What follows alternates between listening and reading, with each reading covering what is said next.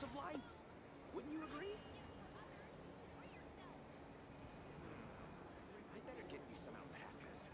Once they've hauled everything over to Snezhnaya, make a little extra myself. Rebooting.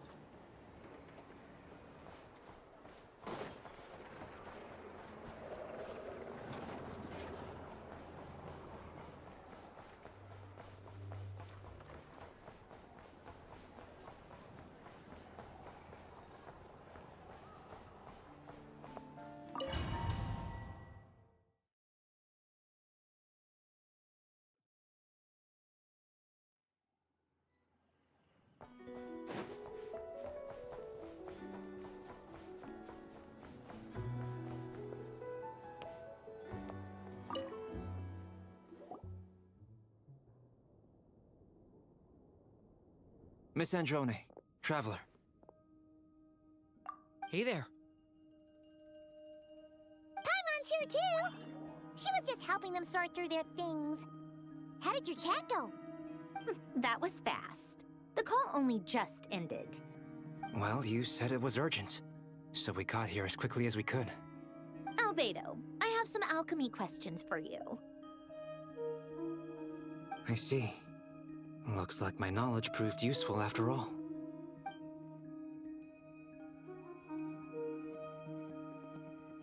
If I might ask, what is the end goal for the modified formula you'll be using? I needed to predict the future of the entire world. But I've run into some teething issues since trying to implement Renee's theory of the four Orthants. I see. I'll have a look at it. Still, computing power is the real issue here. How do you plan to solve it? About that, it's been sorted. Oh, with the Traveler's help?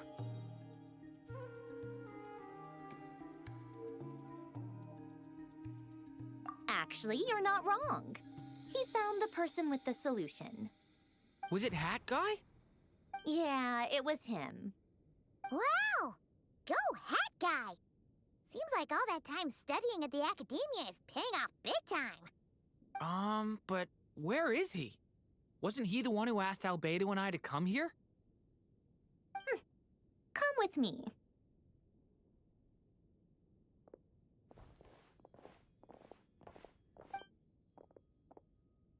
Hat Guy? What's happened to him? Hat Guy! Can you hear us? No response. I guess he's in hibernation. Hat Guy mentioned that he was a puppet. It seems that his functions are currently shut down. I presume this has something to do with the solution to your computing problem. That's right. He and the Traveler came to see me. Wait, what? You have a solution? Would you calm down? Why do you always react so hysterically to everything? Excuse me? How would you know? You shouldn't be so quick to judge complete strangers. It's very bad manners. Oh, please. It doesn't take that long to figure out that you have a temper.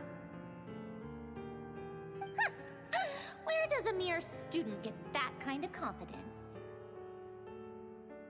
I've actually published more papers than you. Not that status counts for much. Even Paimon's applied for academia admission.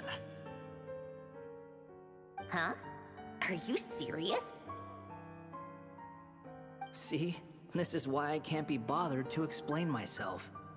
She recognizes no one's skills but her own. Okay, fine. I'll hear you out. So, tell me, how do you propose to solve my computing power problem? This world itself is constantly processing all kinds of information. If it's the world's future you're trying to calculate, you need a processing device that's designed to cope with that volume. Easier said than done. Only Irminsul can handle that kind of... Wait, is that what you're suggesting? But surely we can't just plug my formula directly into the ley lines. You should be able to tell that I'm not human, right? Yeah, I noticed. The technology, though, seems pretty ancient. Very different from Fontaine's. It's a completely different system. Conrian, to be precise. I'm what they would have called a puppet.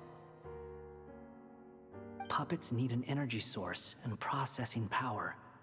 The artisans who built them sought out the materials most suited for that purpose. You? Do you mean... The Traveler and I have talked it over. He's willing to vouch for you. So, I'll allow you to borrow my core for your calculations. It was built using wood from a silver-white tree, which makes it a small part of Irminsul.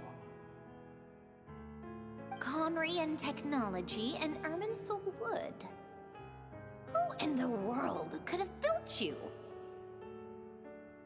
Are you sure about this? A puppet without its core will cease functioning completely. And if it's left in that state for too long, it might not recover. You could die if you do this. You do realize that, don't you? I can put two and two together, yes. No need to rub it in. I won't lie to you. This has never been done before. I cannot guarantee your safety. Doesn't matter. I'm prepared for the worst. Did you two actually talk this through? Is he... Are we really considering this? Yes, we discussed it. The bottom line is, he trusts me, and I trust you.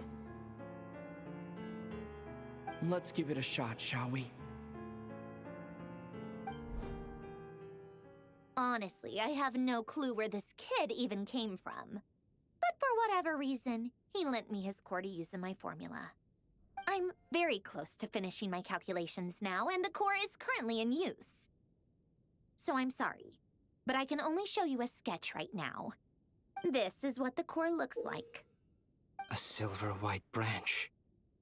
It certainly matches the legends told about Irminsul. Is Hat Guy gonna be okay? He's not gonna die, right? Right? In theory, he should be fine. As long as we put his core back in time. Beyond that, all I can say is that I'll try my best to avoid risk and make sure the core doesn't sustain any damage. I think I know why you called us here now. Someone needs to watch over his body and make sure it's protected until the process completes. Correct. He said that the only ones he trusts here are you two, and the Traveler. And the Traveler will have other work to do. He will have our undivided attention. Aw, Hat Guy. On a more positive note, things are progressing steadily on my end. I'll call everyone in for a meeting once the results are out.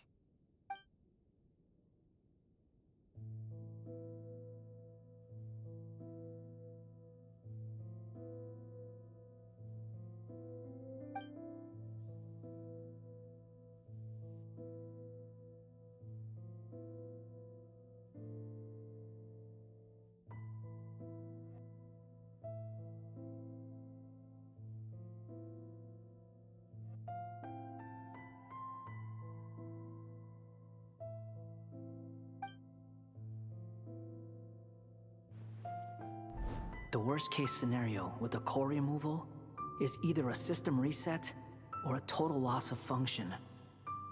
But I'm not afraid. A quiet death should have been my fate long ago. A core is completely different from a heart. It's like another vital organ entirely. I never believed it could be a true replacement for what I sought. But in the end, it turns out the core was more useful to me. Pretty funny when you think about it. It's like the punchline of my entire life. Do you think there's any difference between a puppet and a human? If not, then this would just be another samsara.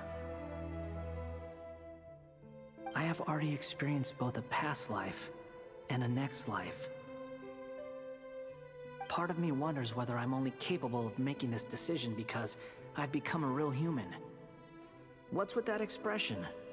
Isn't this a good thing? Sanjoni will succeed, won't she? She has to. She will. We all have to persevere until this is over. That's right. And I'll protect you all until a moment of victory arrives.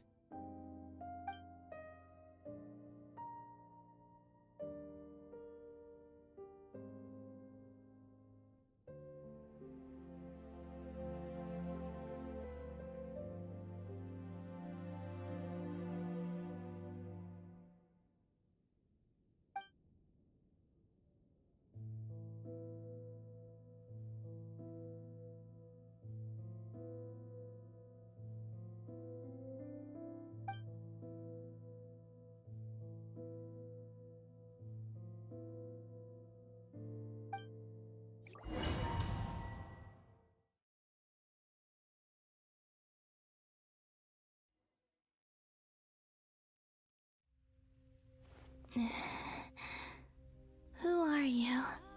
Call me Sonnet. You have the same power as Canon. Sonnet. So, you're the goddess of the iridescent moon? Oh, goodness! You recognize me? Well then, what's your name?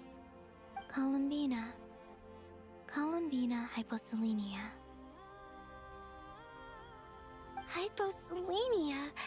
What a lovely name. Did you choose it yourself? It was a joint effort between me and my friends.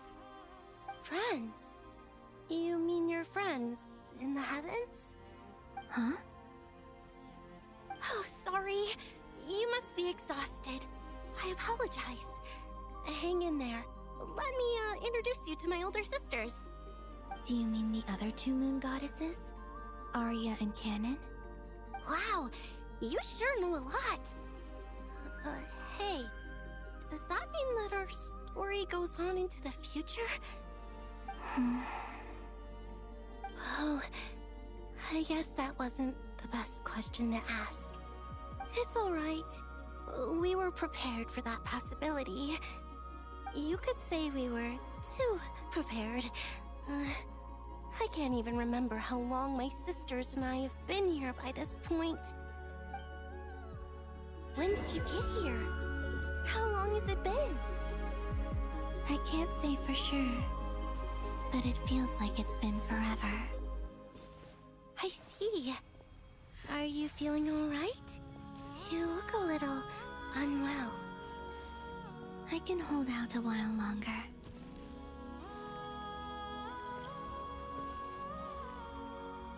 We don't have far to go.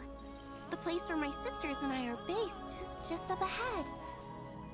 Don't worry, they're both really nice. I'll introduce you.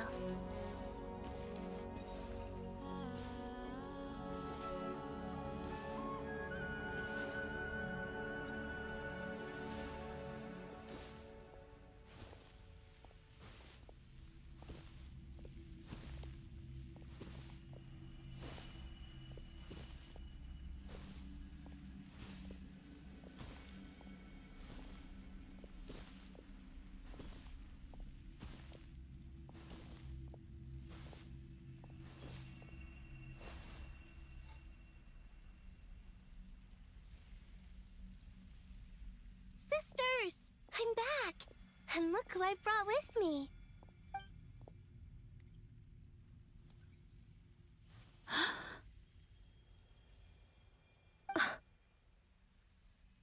It's our lovely little sister, born in the far future. The pleasure is all mine.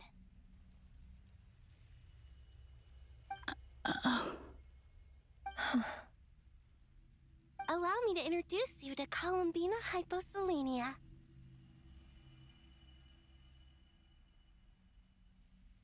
This is Arya, the goddess of the eternal moon. And this is Canon, goddess of the frost moon. Canon, don't you think Hyposelenia's power is similar to yours? Hello, Columbina. I apologize for our startled reaction just now.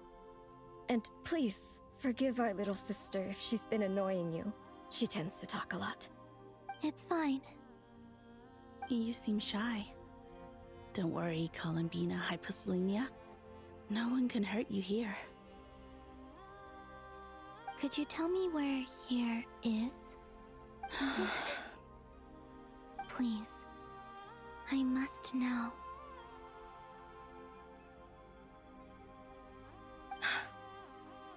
My dear sister, this is where Tevat's original ruler, the Dragon King Nibelung, imprisoned the moon goddesses. What? You're scaring her, Canon. No, I'm fine. Please, continue. Nibelung, our original master, created us in the distant past to maintain Tevat. But he left this world and traveled into the dark universe beyond, to explore worlds vaster still. Day and night, we fulfilled our duty in the heavens, until the day that the first Descender arrived. The great ruler of the firmament. The heavenly principles. Is that what later generations call them? I see. But we did not reject them at first, nor did they seem to harbor ill intent towards this world. We coexisted in peace. They were like a guest in our home. Slowly, however, we came to realize that our guest had a growing desire to change and dominate the world. And you didn't stop it? No. There was an order to the rules they set up that Nibelung never taught us. We wanted to know if this order would bode good or ill for Tevat.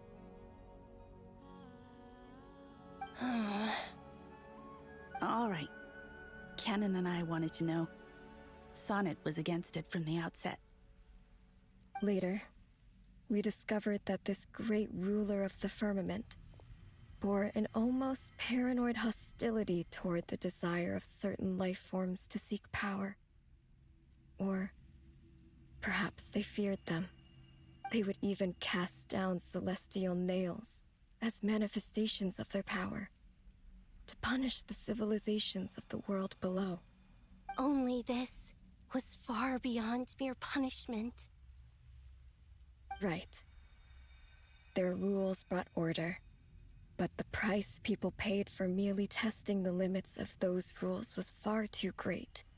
I did everything in my power to help the punished escape catastrophe, but still, too many lives were lost. The ancestors of the Frost Moon Scions were some of the ones you helped. But just when we had decided to take countermeasures, the Dragon King, Nibelung, returned. And so began the War of Funerary Flame. So, that's the name the world gave that war in the future. Well, who won in the end? As far as I know, the Heavenly Principles won, although it came at a great cost. They remained in Tevat, where they continue to rule to this day. And the world's original master, the Dragon King Nibelung, was destroyed. And what of the moons? Are there still 3 moons in Tevat's skies? You can tell us the truth, Columbina. We know we are but remnants of a bygone age. We are prepared for the answer. Only the Frost Moon remains. But it has been cast beyond the false firmament by the Heavenly Principles. The eternal and iridescent moons were both shattered during the war. So death finally came for us in the end. Sonnet. But you're still here, aren't you? A moon goddess cannot live without her moon, Columbina. She's right. That's why I began to disappear. Because the frost moon is cut off by the false sky. How much worse it would have been if it were outright destroyed. Our souls may endure within this lunar palace, but if our moons are destroyed, Then we shall disappear the moment we depart from it. I'm sorry. There's no need to apologize to us, dear sister. If anything, we owe the world an apology. If only we'd decided to act sooner, rather than arguing amongst ourselves. all the more reason not to spend this time in regret and repentance. Instead, we should focus our efforts on how we might help our future sister. Sorry? Don't you see, Columbina, your story is not yet over. Is that not why you are here?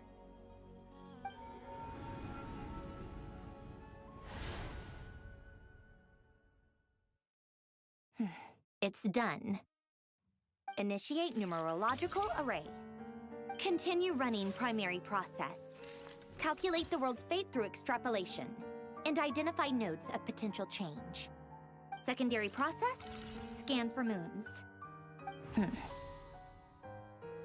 Still 4. The number of moon marrows hasn't changed. Wait, let me think. Is it possible that there's something I've been misunderstanding about the moons all along? Variables. Variables in the world. I know where potential variables within the world come from. So what about the moons? Are there any variables there? Like their life or death, for instance. What if being alive or dead makes no difference to a moon? But that's so strange. Even immortal gods can die. Why would the moons alone be? Wait! Wait! I've got it! I've got it! If alive or dead is considered a variable, we might have had this wrong the whole time. No one ever said that a moon marrow equals a living moon. We just made that assumption ourselves. Initiate secondary process. Scan again. This time filtering out interfering perimeter, moon marrow. I don't care if they're natural or artificial. Get them out of my search results! Why? It says 3 moons still exist in Teyvat, even after excluding the moon marrows. But we know for a fact that 2 of them are dead. Redo the scan. Narrow the results to living moons and real moons. No, scrap that. Narrow it down to moons that have lunar authority and remain alive. Why? Why is it still 3? What is this, Columbina? Has the world lied to us? Or are you the one pulling the wool over our eyes?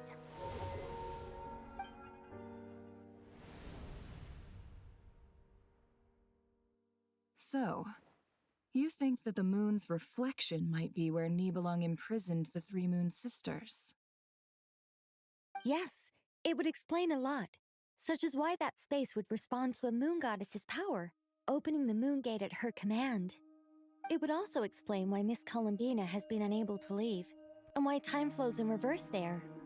In the messages she sent, Columbina promised us she'd find a way to return. But we have no way of knowing how, when, or where this might happen. The fact that she still has yet to reappear in this world indicates that returning from that place is no easy feat. We cannot afford to simply wait for her. So you're saying, if she could return by her own power alone, she would have done so long ago.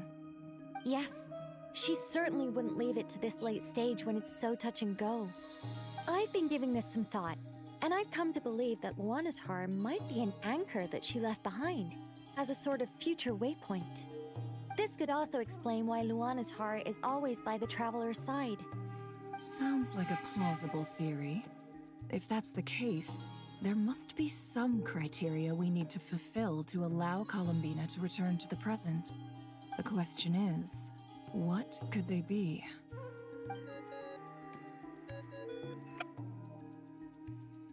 Hello? Listen up! This is extremely important!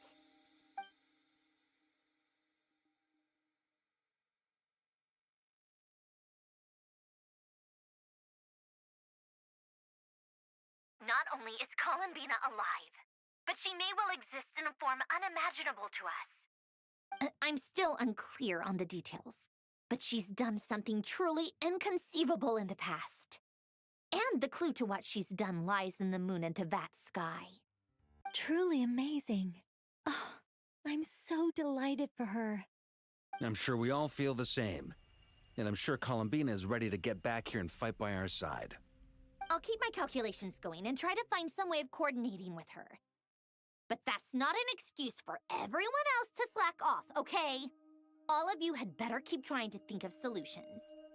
How can the dead moon still live? And Luanatar...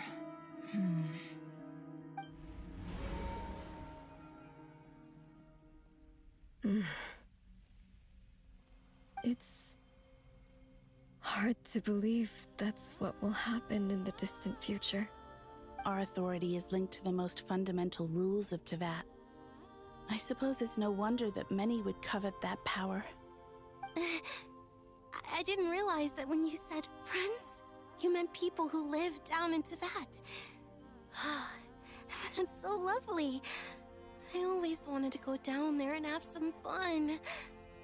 Have you ever tried leaving this prison? Of course. Between us, we've tried everything. But no matter where we go, this space will eventually bring us back here. It's like the center of a whirlpool. Everything ultimately converges here, at the moment when Nibelung imprisoned us. In that case, have you tried using any of those pathways that connect this space to the real world? Sorry? What are those? They're passages through which you can make small-scale changes to reality by using Kuvaki. Or am I the only one who can use those passages? Because part of my soul remains in reality. Kuvaki. What is that? You don't know? It's a unique kind of elemental energy found only in Nodcry, the land from which the moons arose. Oh.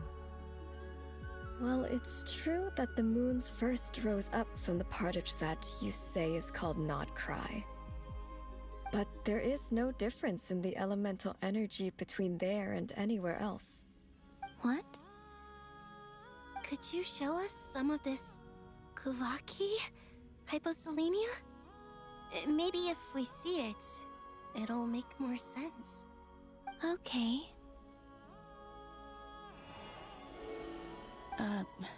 Isn't that just your power? What? But it's everywhere in Nodcry. In the air, in the land. Even the creatures who live there have adapted to its influence. How curious. This Kuvaki certainly did not exist anywhere in the world before we were imprisoned. Let alone influence living creatures. So, how exactly does it affect them anyway? Can they float in the air like us? This is so strange. Why would their reality differ so much from mine? Columbina, you're looking for more than just a way out of here, aren't you? Yes. If I am to help my friends, I will need tri-lunar authority on par with that of our foe. You mean... you'll need our power? This sounds extremely risky. The Three Moons' powers are not mutually compatible. Concentrating them into one goddess will be a very painful process. And if anything goes wrong, it could tear you to pieces. I know. But I'm willing to take that risk. Even so, let's say we successfully transfer our authority to you. How will you take it outside this prison?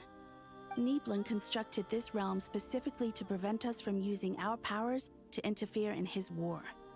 No moon goddess can leave this place alive. What if I don't leave alive?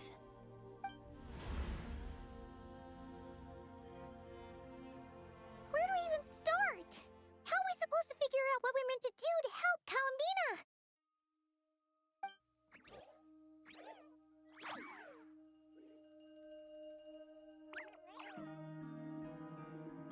Columbina? What do you need from us? If she really got to the beginning of time in there, how do you think she'd leave us a message?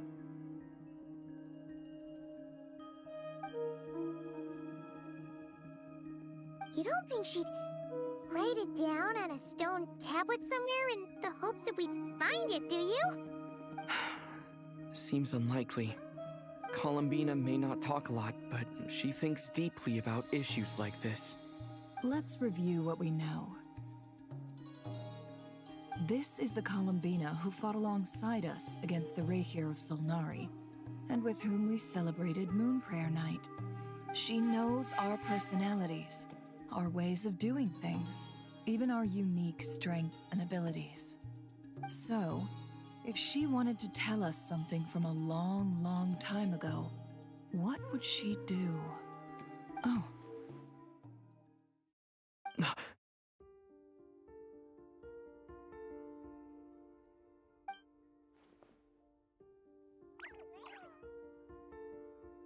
Traveler, you once said that those golden ripples also appeared when Luanatar was born. What if Columbina left Luanatar here, not just as an anchor to the real world, but for some other purpose? If she is part of Columbina, and Columbina knows that I can see past events through her... Oh yeah! Like when you peeked into Rarer's past through his heart! Nefer, wait! If you're right about this, and you can really see past events through Luanatar, your eyes, they'll... Oh, I know. Looking at Rerir's past in Conria was already enough of a strain on my eyes. Looking this far back into the past, it'll surely blind me. But it's our only chance. This is the only way. Boss. We spoke about this once, a long time ago. Do you remember what I said, Yehoda? The day I lose my sight, the Curatorium of Secrets will be yours to run. But... What's wrong? I'd be overjoyed if I were you. This day's come a lot earlier than either of us expected. I need to know you'll honor our agreement, Yehoda. Promise me. Yes, Boss Neff. I promise. Are you sure you don't want some time to think this through? What is there to think through? I should have gone blind after our battle with Rerir. Frankly, it's almost criminal that I got away with it for this long. Then at least let me take some precautions on your behalf. And if you really do lose your sight, I'll visit your office every day and make sure you're well looked after. Oh, please, anything but that. I was actually ready to go through with this. Are you trying to scare me into backing out? As if I could ever scare you. I'll assume you're just joking to calm your nerves. All right, enough chit-chat. Let's do this.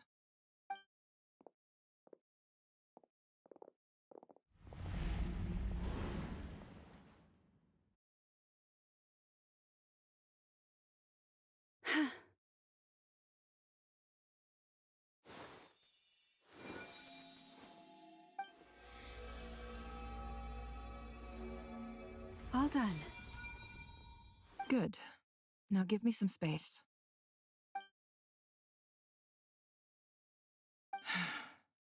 Come on then, little one. Show me what happened in the past.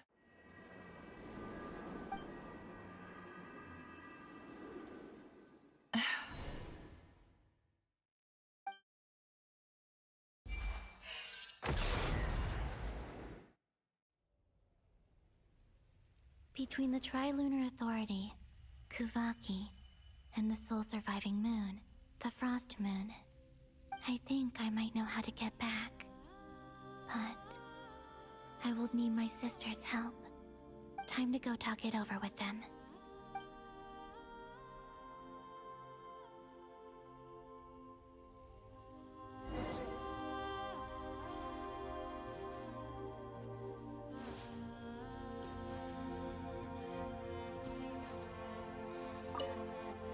It seems you have reached a decision. I'm all ears. What do you propose?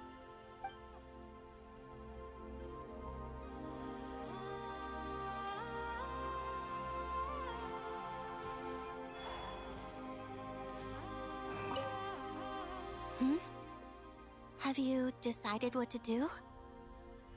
I hope it's not too dangerous. You really scared me when you said that thing about not leaving here alive. Come on, let's go find the other two.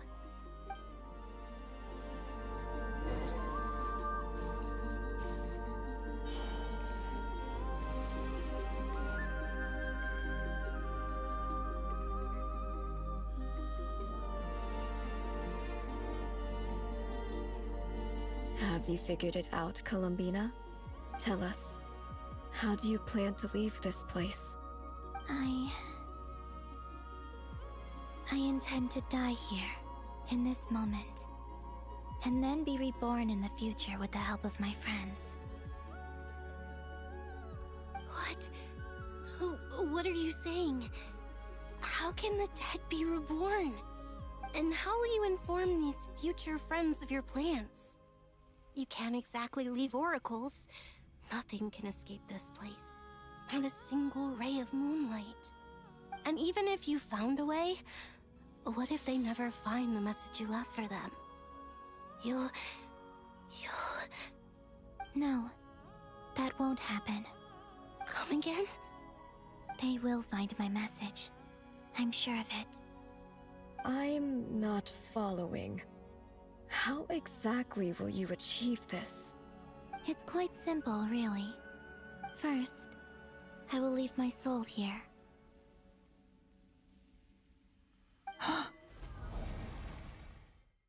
I see it. Your soul? You mean you're a divinity? Yes. I once left a portion of my soul in the future. One so small that this prison barely noticed anything. In this very moment, she can resonate with my soul across time. When the time comes, I believe that she can serve as an anchor to pull my soul from here back to the future reality. Just as gravity connects the world to the moon. Exactly.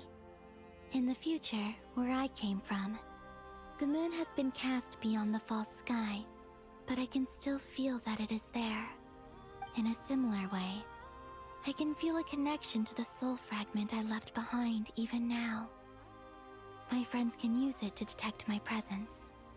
But how do you just leave your soul here?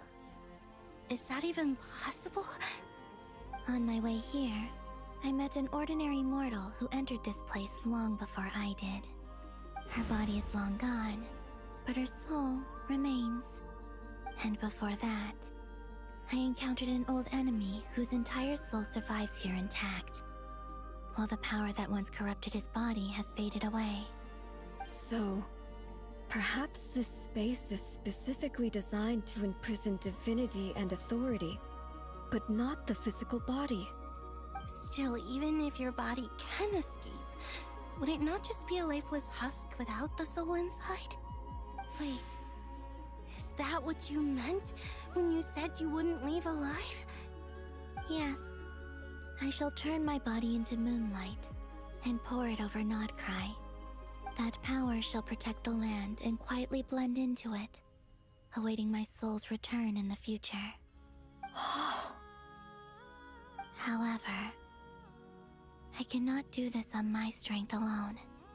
I would need your help to do this, so I'm humbly asking for your assistance. Oh, dear sister, you need not be so formal. As I said before, we are but remnants of a bygone age. You, on the other hand, were born alone in that distant future, and you have walked a long and lonesome road since then. How could I bear to let your story end here in this dungeon? Don't forget, we are your sisters, your family.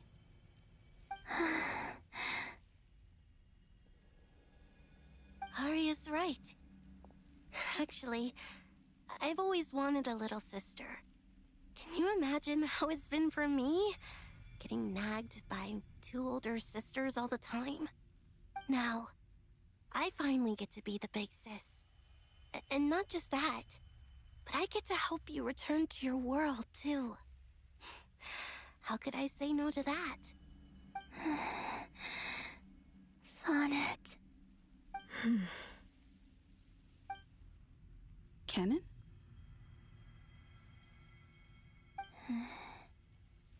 I'm sorry. I know this is a bold request. The Frost Moon is rightfully yours, and it remains intact. Oh, no, please. Don't misunderstand me, Columbina. I was just thinking back on the years that the 3 of us once spent together. You cannot imagine how happy I am to hear of the future world you describe. The Frost Moon Scions, your lovely, kindly friends. For the 3 of us, whose purpose in life was to maintain the peace in Teyvat. It is a great relief to know that the people of this world live in such an abundant future. If your plan can save them, and save not cry, I will gladly give you all that I can. Besides, the 3 of us have been together since the day we were born. I could never abandon them to live on alone without them. Canon. Still, I do have one question I would like to ask you before we proceed. Certainly. What is it? Why do you cover your eyes?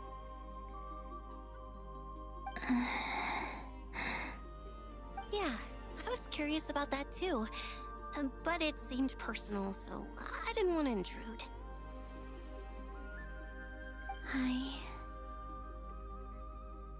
There was a time when I refused to look upon the world. I believed it was full of nothing but lies and falsehoods. I wished to hide my feelings, seal my heart, until I could return to my true home. I see. Perhaps that decision saved you from ever having to see the false sky again. But at the same time, you likely missed out on many true and precious things, like the smiles on your friends' faces. Promise me this, Columbina. When you return to the future, open your eyes, take a look at the world around you, and see your friends. I'm sure that you know this already, given that you long to return, but that is your true home. Give me your hand, Columbina. Arya, Sonnet, you too. Okay. All right.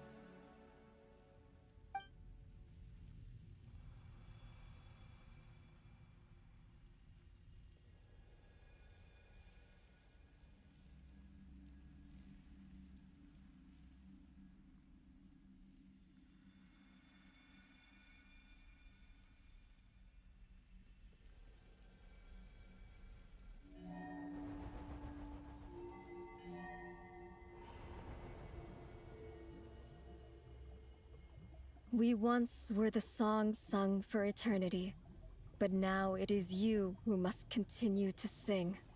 We once were the tides in the great river of time, but now we subside, and you arise. We were the messengers of madness and inspiration. But now, the lies have faded, and your truth must endure. We are souls awaiting the sun. You must return to be with those who smile when they see your face.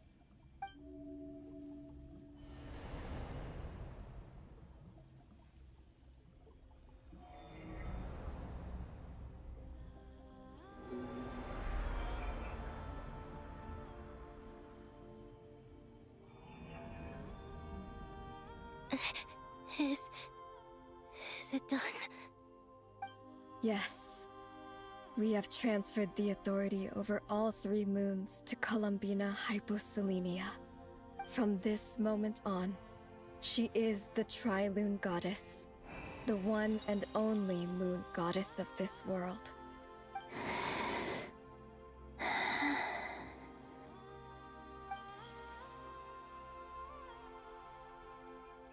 Thank you. Thank you, my sisters. Now go, and do what you believe is right, Columbina Hyposelenia. Be aware that we cannot grant you the power of the 3 moons beyond these prison walls. The conflict that arose over their remains following our disappearance will still take place. I understand. Sisters, oh, my body. It feels... Now that we have given up our power and authority, our bodies are merely mortal shells. This prison is dissolving them as we speak. It's okay, Sonnet. The end must come for every god, just as it does for every human. That's all this is. The final destination of our lives. Canon and I will be by your side the whole way. We have one final request, Columbina. Could you use the 3 moons' power to send us back into the real world? Now that we have lost our powers, I doubt this space will seek to hold us further. It's just... we would like to spend our final moments together in the only place we ever called home. Of course. Gladly.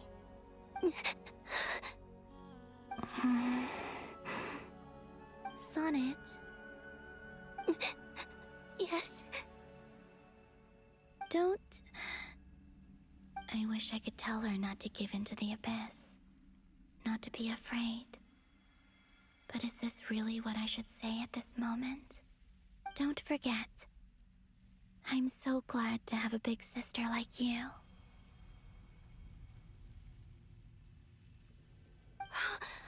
No, Hypo. Thank you. I'm okay. I'm not afraid. As long as my sisters are with me, I won't be afraid.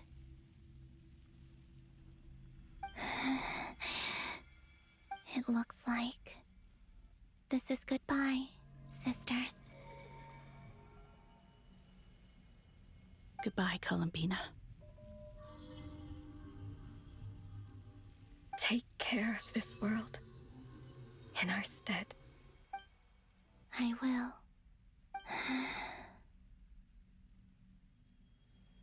And now, it's time for me to bid farewell to my body, too.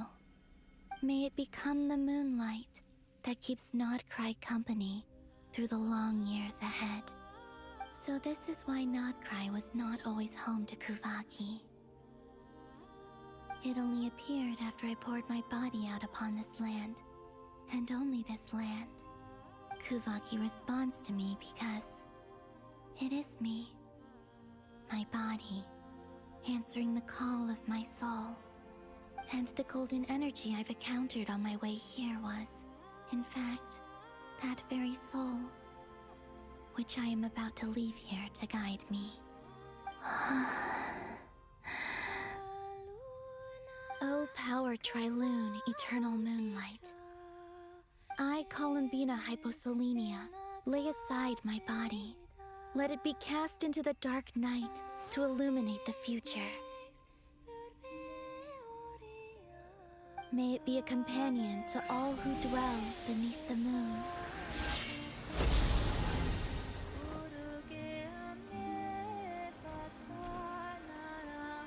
Until the time comes for me to return home.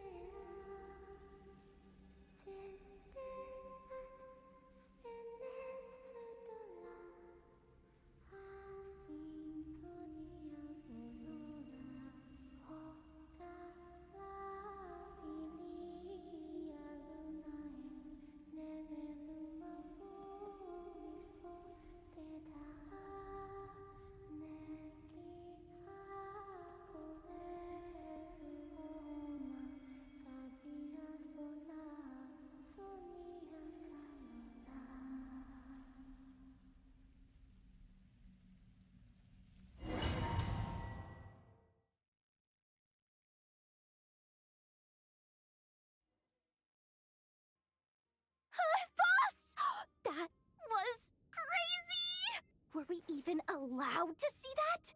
Is anyone? Oh, can you still see? How many fingers am I holding up? I see 2 fingers, and a look of sheer terror on your face.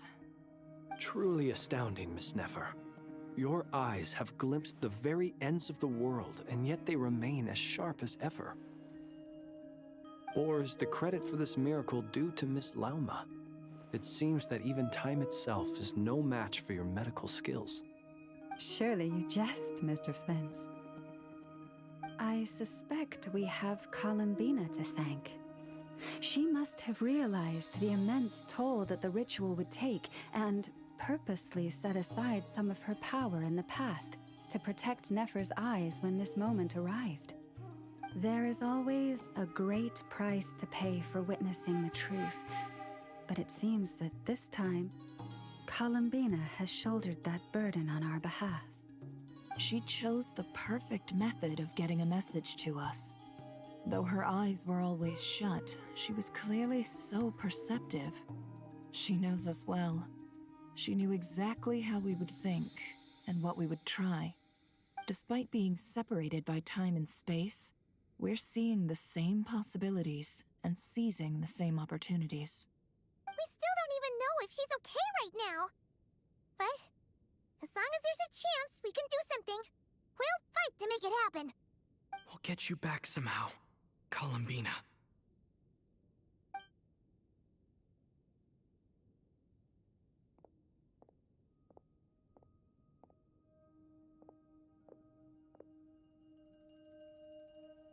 Well, based on the information we now have, let's figure out our next moves.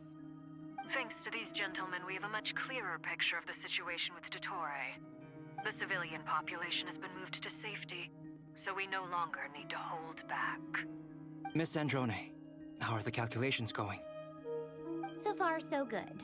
I'll keep seeing how far I can push the system, though. Can't have Hatman being powered down for nothing. There's still a long road ahead. Where should we begin?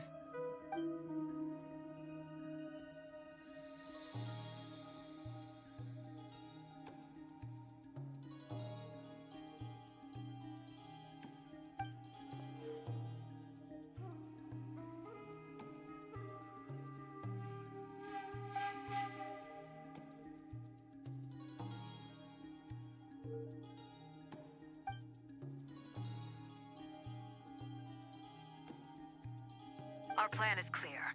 Time is short, so let's get moving. There's just never enough time, is there? Time is the bane of my existence. Ugh. Anyway, I'm gonna get back to work. All right, we'll do our part too. Yeah.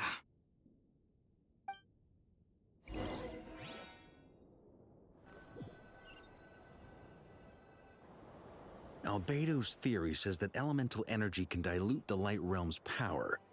But I'm no expert in building elemental defenses. Sounds like something out of the advanced elemental theory section of the library. Whew.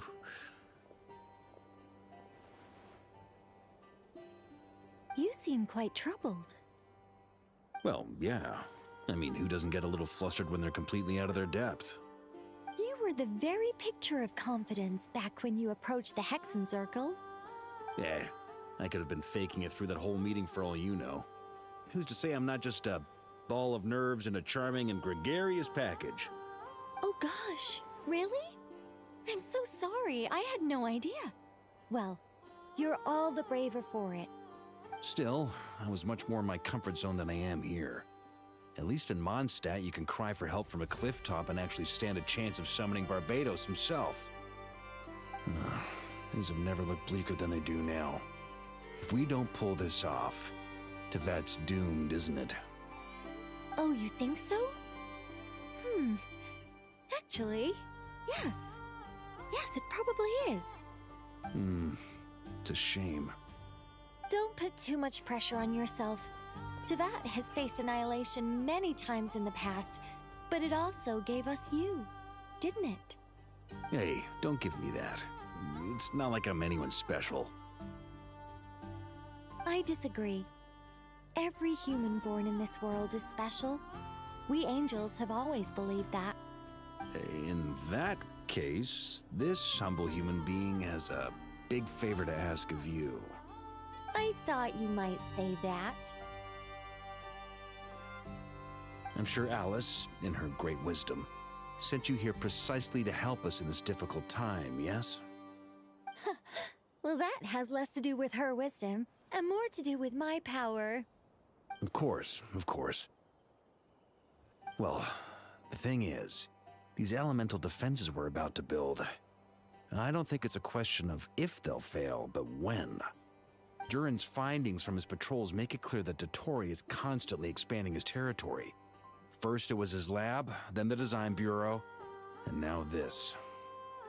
It's not realistic to completely stop him encroaching on the rest of Nagrai. Rather, our goal should be to stall him for as long as possible. If Miss Sandroni's calculations are correct, well, they're the closest thing to certainty we have in this situation, so let's assume they are. Anyway, her calculations suggest that our best hope for victory lies in Miss Columbina's return. It's up to us to slow Dottore's advance and buy time for her to make a return. Are you asking me to help you with building the defenses? No. I'd like you to prepare for what comes next.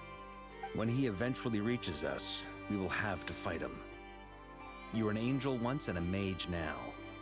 I'm asking you to lend us your protection. Oh. Can I take it that you're triggering the terms you fought for during our three-way talks? Well, technically those terms were about protecting Mondstadt. But if you're happy to agree to the change in location, then yes, let's do that. You're cashing in on this much sooner than I'd imagined. Well, yeah. The way things are going, I might not get another chance. Very well. The mages have heard the knight's plea, and we will respond. To tell the truth, Alice and I had already discussed how we might help you all, so I didn't come empty-handed. I always like to be prepared.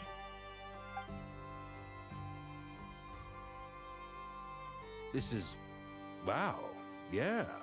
This is great. Seriously, thank you. It's been many long years since I had a chance to dazzle humanity with a little divine intervention. To humbly serve as a reliable and responsible guide. Anyway, Knight of Boreas, please accept this gift in recognition of your great virtue. Go now. May the angel's blessing deliver you safely to your destination.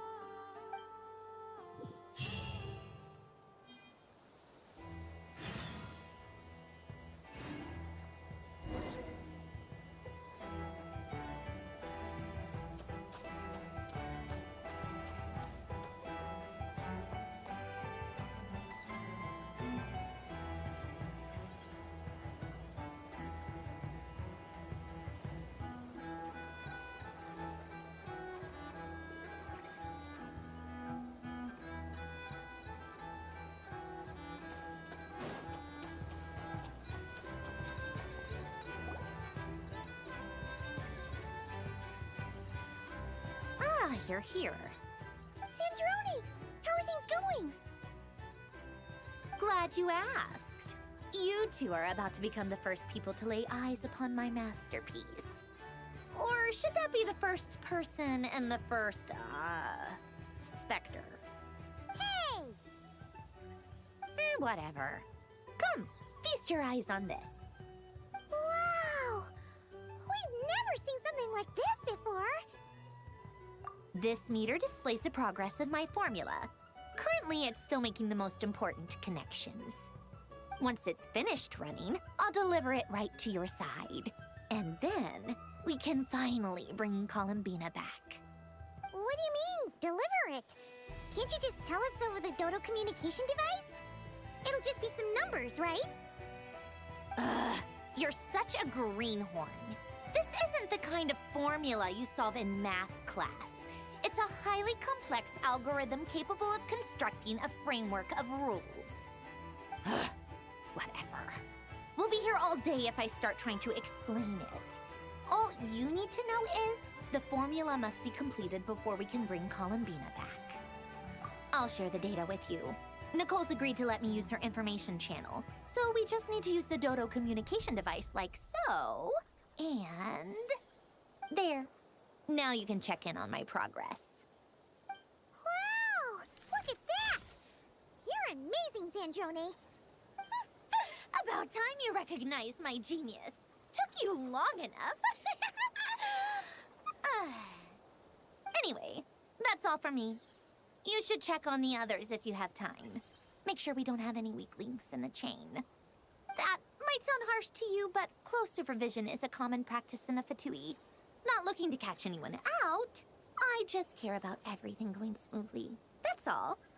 I'm kinda stuck here while the formula's running, so I need you to be my second pair of eyes in the meantime.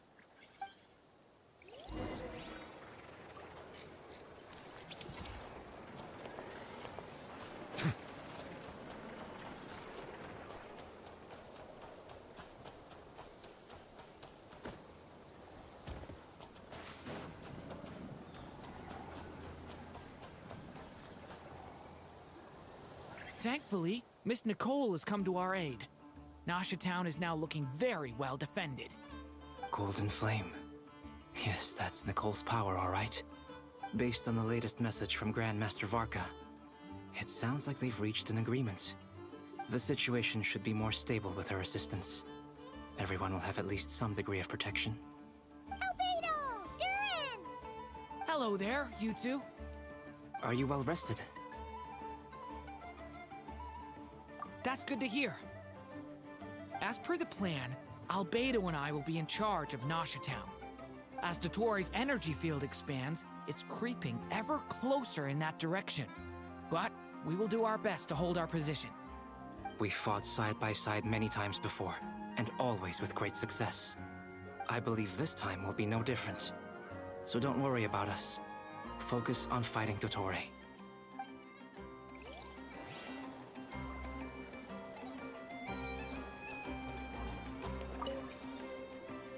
Traveler, Paimon, a pleasure to see you both.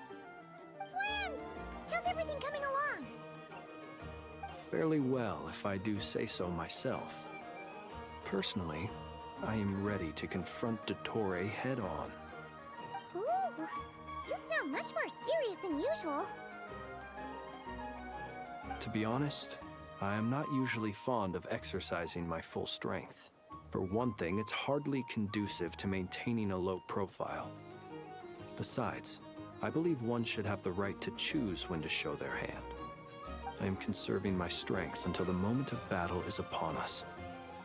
Anything to boost our chances of victory. Seeing you get into the zone like this really puts Paimon at ease. Huh, Traveler? I consider it an honor to have your trust. Rest well. I look forward to seeing you both in your element during the battle.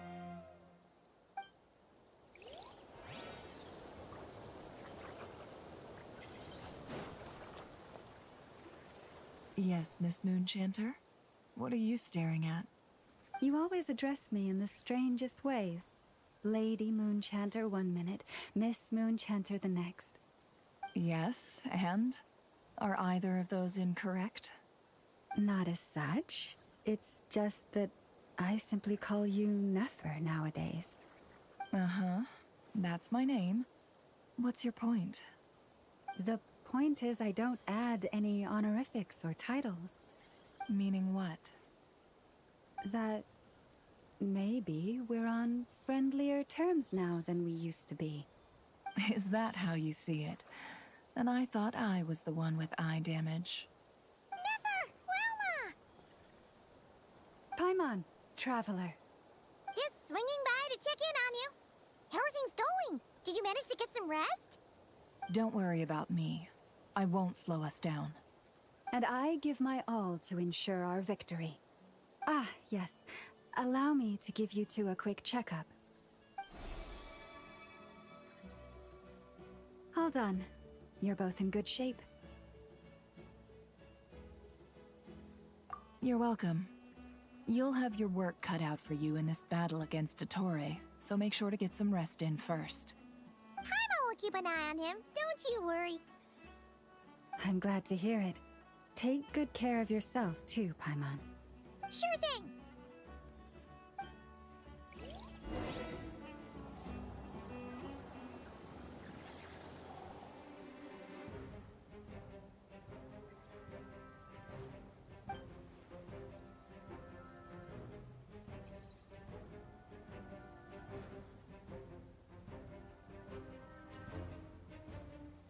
Here they come. That's quite a horde. As we expected. Get ready, everyone! Take your positions, and prepare to engage. Let's begin. I'm at the ready.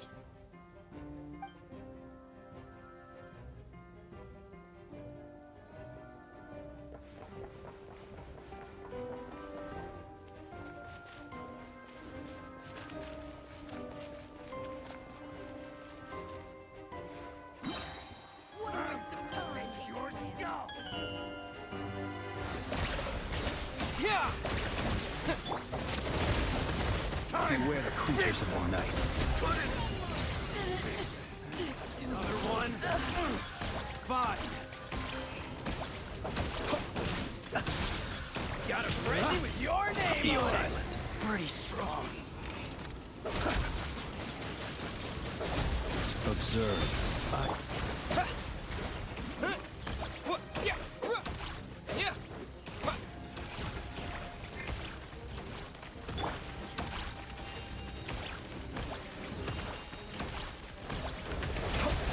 The long sleep beckons.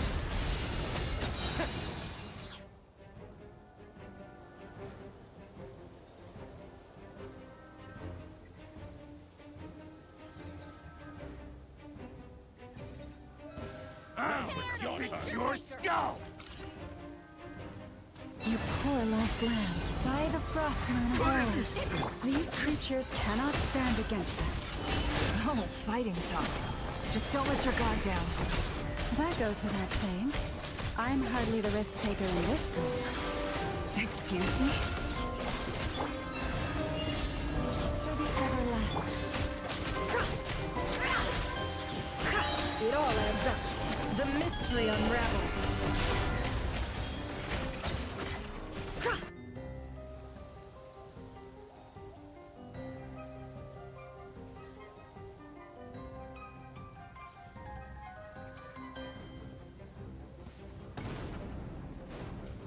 Live! Moments of birth. Leave it to me! The turning point in fate! Burst forth. That was easier than I thought. Naturally. What do you mean? Is it because as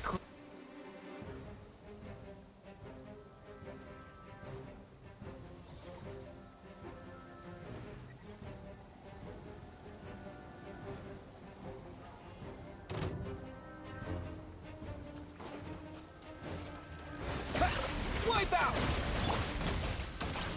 With one heart, we pray. You pull. The deception ends here. It all falls into place. People have always used fire to drive away wild beasts. Wouldn't a lantern work just as well? You read my mind, my dear friend. I was just about to say that. All right then, dear friend. Bring the light!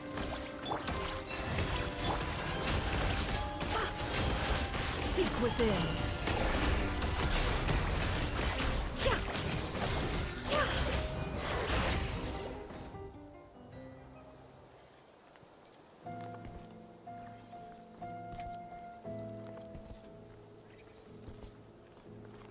You're looking well.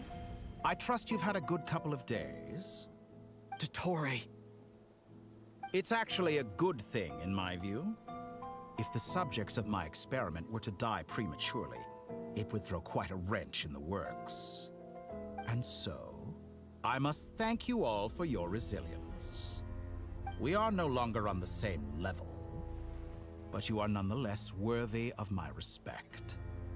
A creator god should be merciful and gracious after all. And in any case, it is only right that before I end your lives, the world is informed of the arrival of their new god.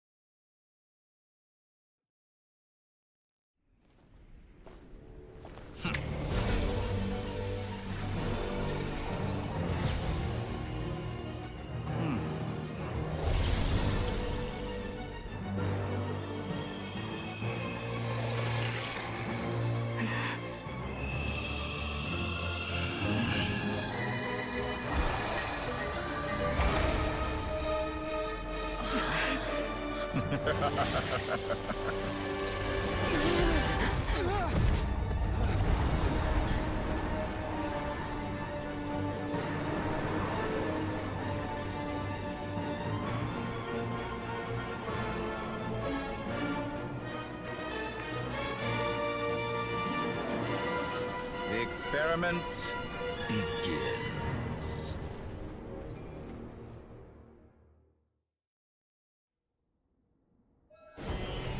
With the marrow of the 3 moons in my hand, behold the false moons fall!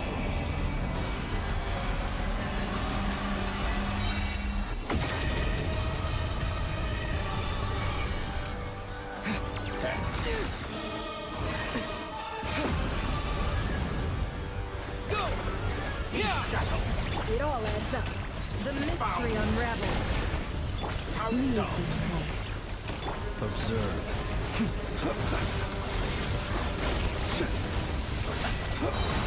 To dust, that's all I get. Some results of value. No more lies. Can I the truth?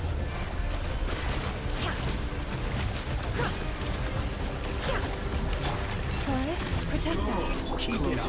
I'm still collecting data. It all adds up. The deception ends here. Did you honestly think that would hit me? No more lies. You poised land. By the Be shackled! Observe. The long sleep beckons. Like an ant in my paw! Oh. I've been moved inside another space. And it's sealed off. Looking at the structure of it, it seems like the Tory intends to trap us here. There's no exit. Our endurance is about to be put to the test. To me! Water jet!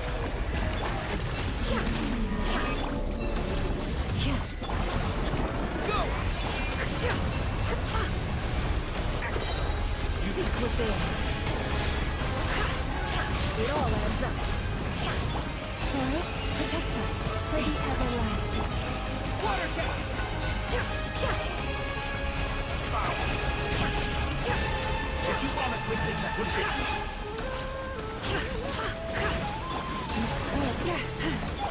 Water jet! Go!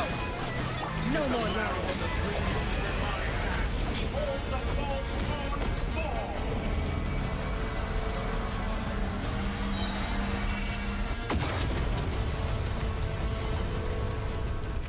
Entropy bends to me! Water jet! Bombs away! By the frost moon of old. The mystery unravels. It all adds up.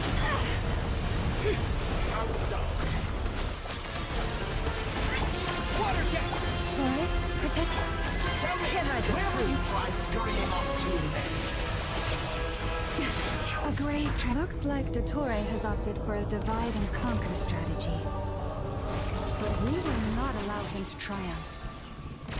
Now, I shall pray for our victory.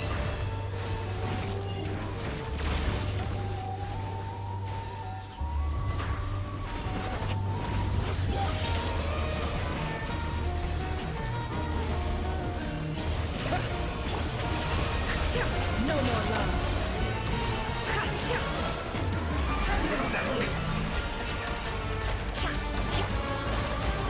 It all adds up. Entropy bends to me! Seek within. Good, keep it up. I'm still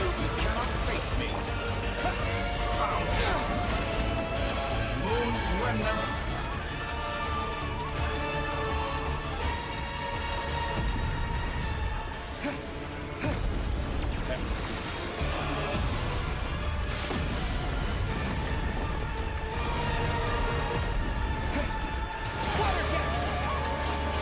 No more lies. It all adds up.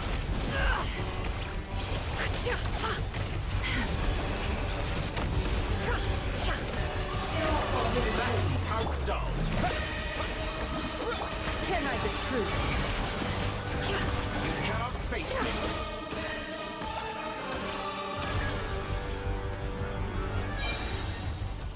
Be annihilated! No more That lies. which cannot stand against me! What's this supposed to be? A knockoff version of the space Columbina got trapped in? There really is no way out. We'll see about that, Dottore.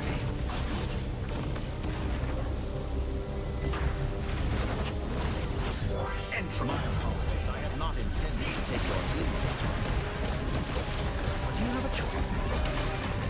Obey, and I can release them. An excellent deal, if you ask me.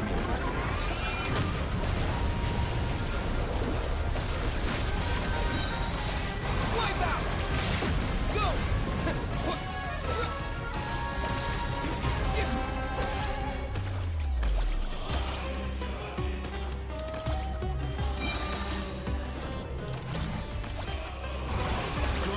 Keep it up. I'm still collecting. I'm aware you've been working on some little tricks to surprise me with, but it appears that none of them have come to fruition. My guess would be that you're trying to bring Columbina back. But then, I always found their friendship to be a curious phenomenon. Two highly incongruent personalities, and yet they share a deep connection. Speaking of Columbina, I once saw her as like a younger sister. We got along quite amicably while she was with the Fatui. But then one day she suddenly decided she would refuse to take part in any further experiments. To this day, I truly don't understand what I could have done to upset her so much. It's such a pity. I could have had a sister, a family. But alas, she grew to dislike me. You're not fit to be family to her. That I can't deny. So many people, all obsessed with playing out the same tired old dramas. This world is rotten to the core. And then there's you. You had every opportunity to reach the right conclusion. The thought of killing you off like this? But I maintain that I approached you in good faith, so I will offer you another chance. Will you work with me? You have until I count to 10 to make your choice. 1, 2, 3. Not in a million years. Huh?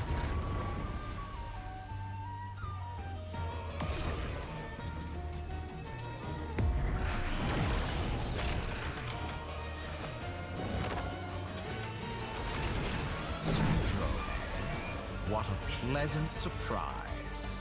I didn't think you'd join us all the way up here. You're as sick and twisted as ever. Don't fool yourself into thinking anyone's grateful for the chances you're offering them. Sandrone, but the formula hasn't finished running yet. Funnily enough, I was just discussing a collaboration opportunity with the Traveler, and then I see you, who I must say is a good example of an opportunity gone to waste. Gone to waste? I said that everyone would get one chance, and you've used yours to march right back into the lion's den. So yes, it's an utterly wasted opportunity. And what makes you think I believe a word that comes out of your mouth? I was planning on disposing of your little formula after wrapping up more urgent business here. But since you've taken the trouble of serving it to me on a silver platter, I can simply bring it forward in the schedule.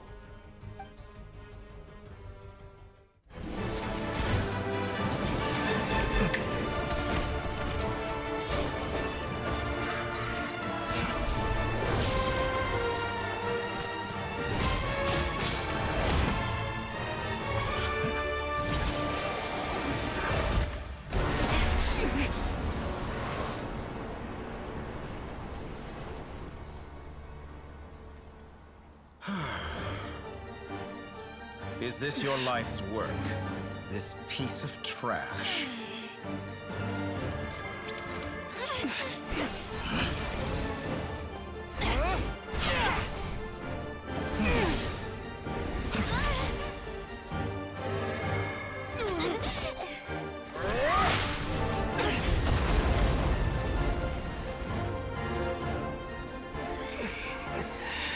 Your formula runs too slowly, Sandrone.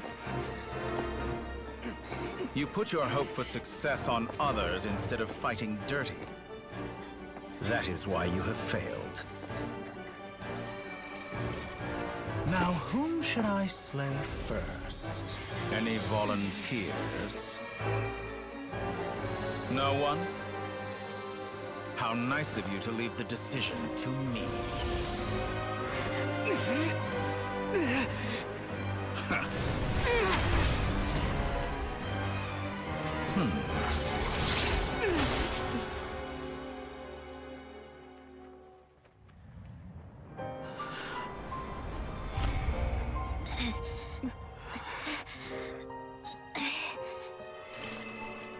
Oh, how unexpected. Sandrone, any last words for me, comrade?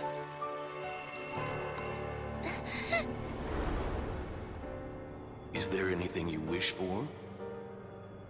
Not really. But I've always known what I don't want. Go to hell, Dottore.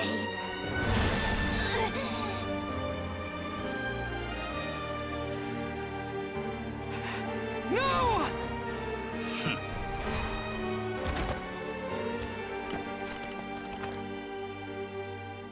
And now, you have failed.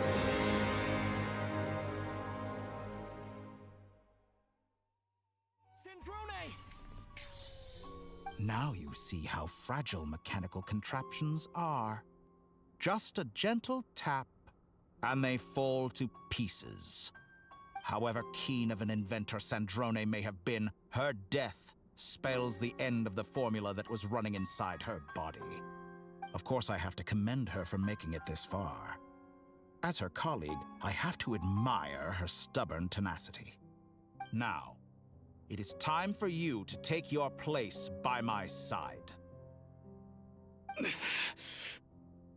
My count was interrupted, but the second chance I extended to you still stands.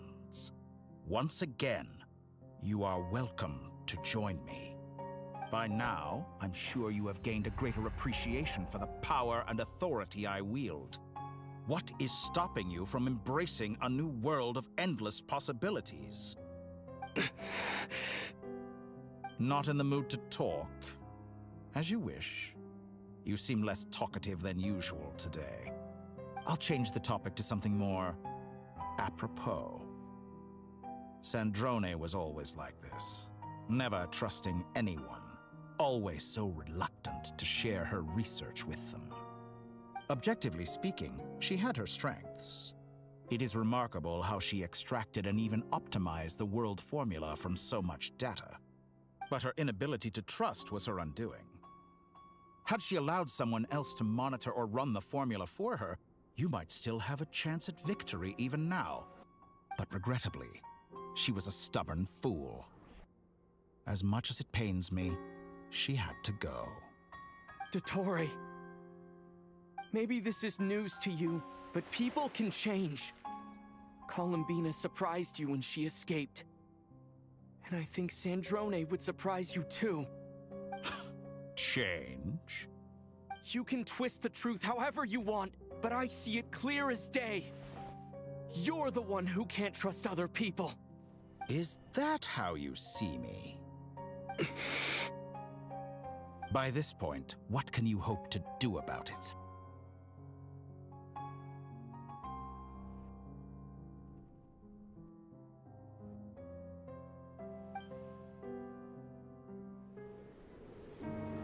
It is pointless to fight on. You've already lost. Wrong.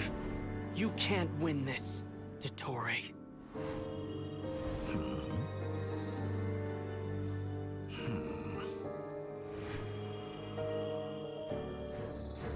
What?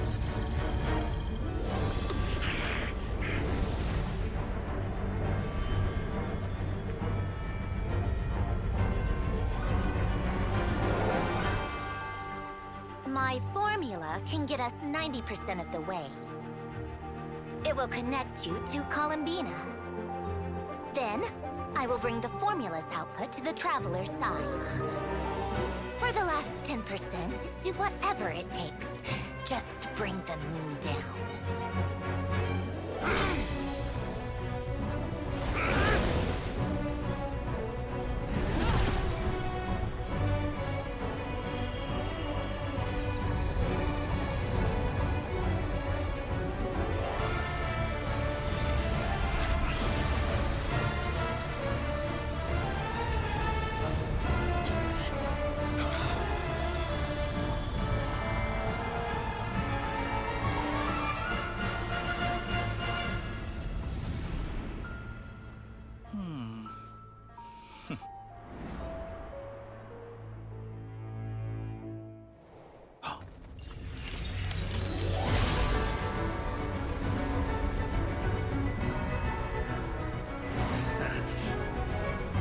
The moon will never be yours!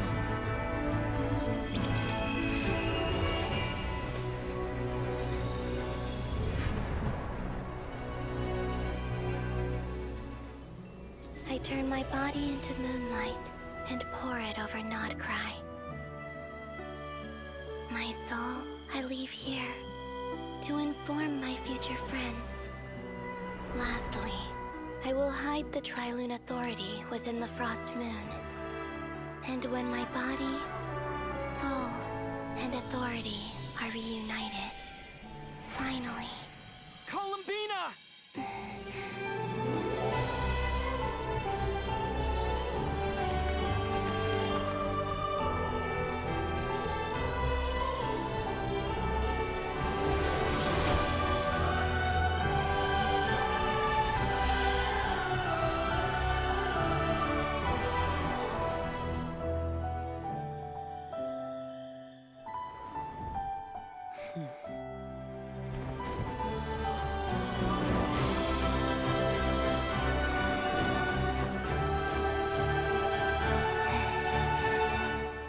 It's been too long. I'm back.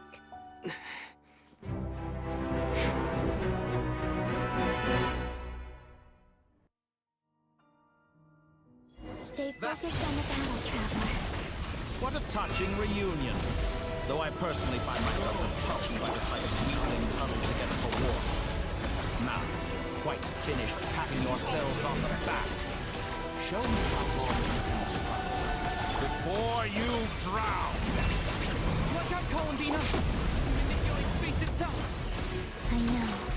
Wait for the right moment. We'll strike together. Moon's remnants fall! Water jet! How dull!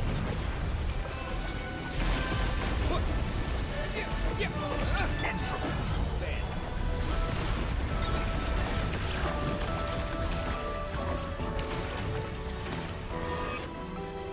Wayne! Wipe out! Such a simple attack, and you already struck me. Did you honestly think that would hit me?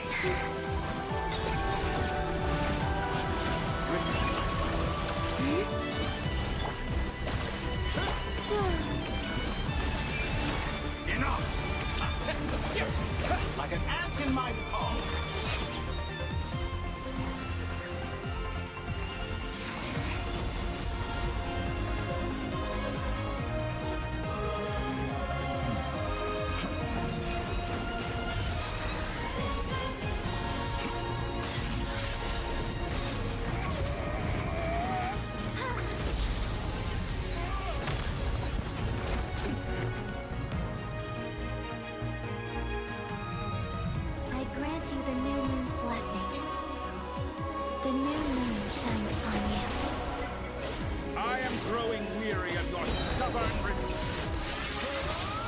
It's over, Dottore!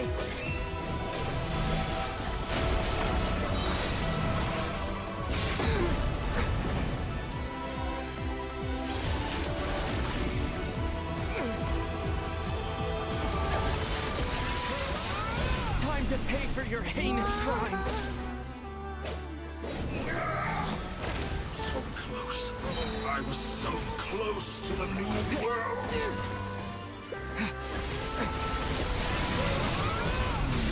It's not yours to command.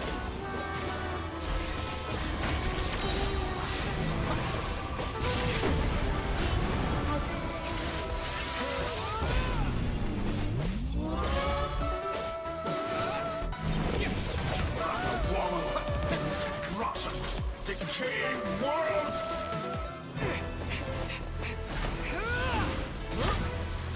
Willfully blind. How can you be so satisfied with your fate?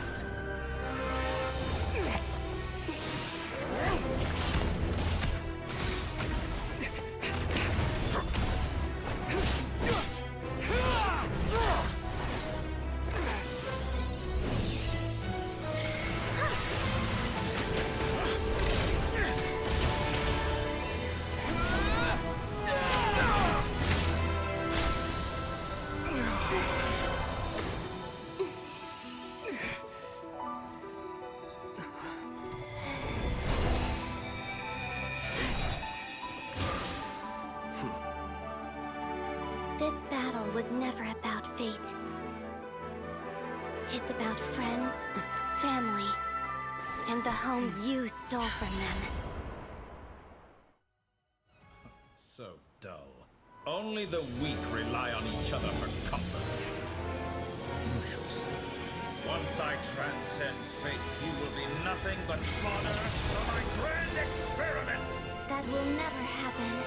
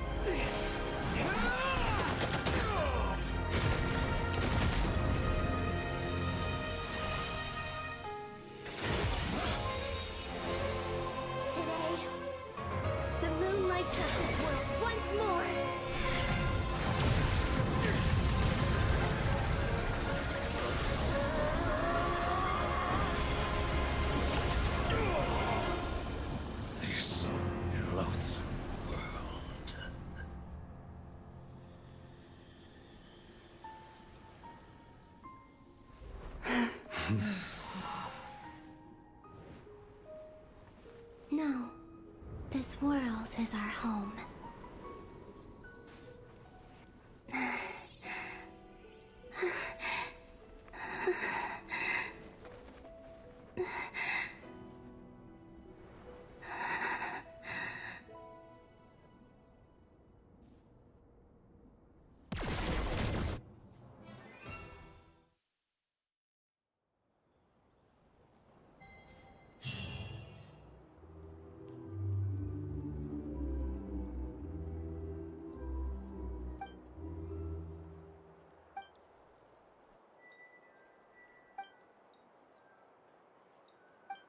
No, you're doing it wrong.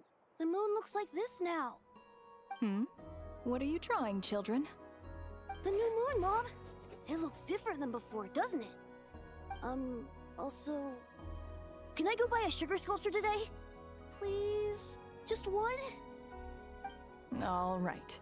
I suppose today is a special day after all. Almost like a festival. Extra, extra! Get the latest Nasha Express here! Post-disaster report! Nasha Town reborn beneath a new moon! The voyage begins today! The future looks bright thanks to the League. Want a copy? I knew things would be different. But I didn't think that would include the moon. They say a new moon goddess has been born. A new moon goddess? Who's saying that? The Frost Moon Scions? I guess so. I'm not too clued up on the details. As far as I'm concerned, the moon's still in the sky and it's business as usual. Hey, since we've come all this way, shall we grab ourselves a free meal while we're here? Are you a convert now? Or are you just here for the free lunch? Oh, come on, what does it matter? After everything we've all just been through? That smells good. All right, that's it. I'm hungry. Time to eat. Come on! We gotta get there early, or there won't be any good spots left! Shh, keep it down. This is a residential area. What if people are still sleeping?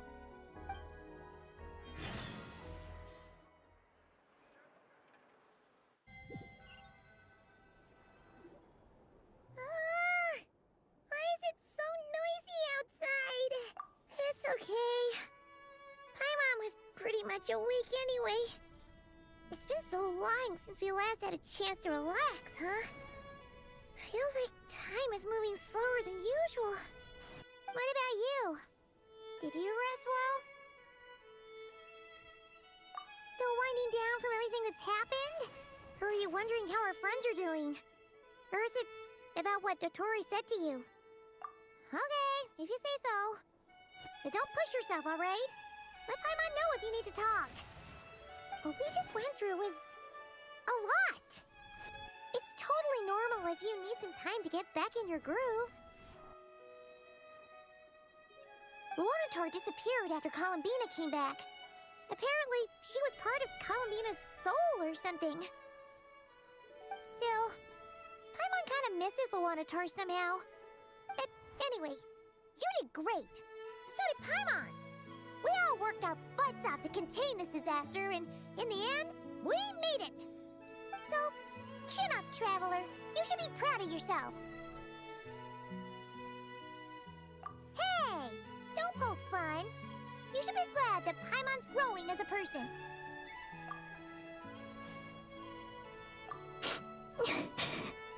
Paimon didn't think you'd mention it.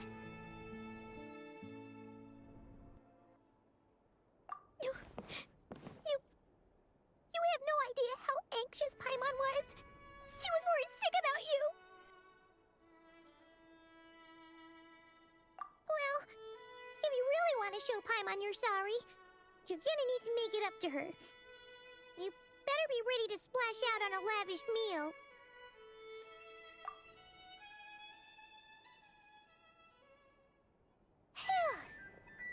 Okay. Paimon's full now. Huh? Oh, well... Hey there, Traveler and Paimon! Good morning! Morning, Yehuda! Here for some breakfast? Oh, I've already eaten. Just need some water. I was mostly worried you might forget what day it was today. So, I came over to remind you. Careful there, Paimon. Too much food will make you drowsy. Don't let anyone catch you hiding at the back and nodding off during the League meeting. You should probably be saying that to Aino. She's the baby of the group, if anyone. True.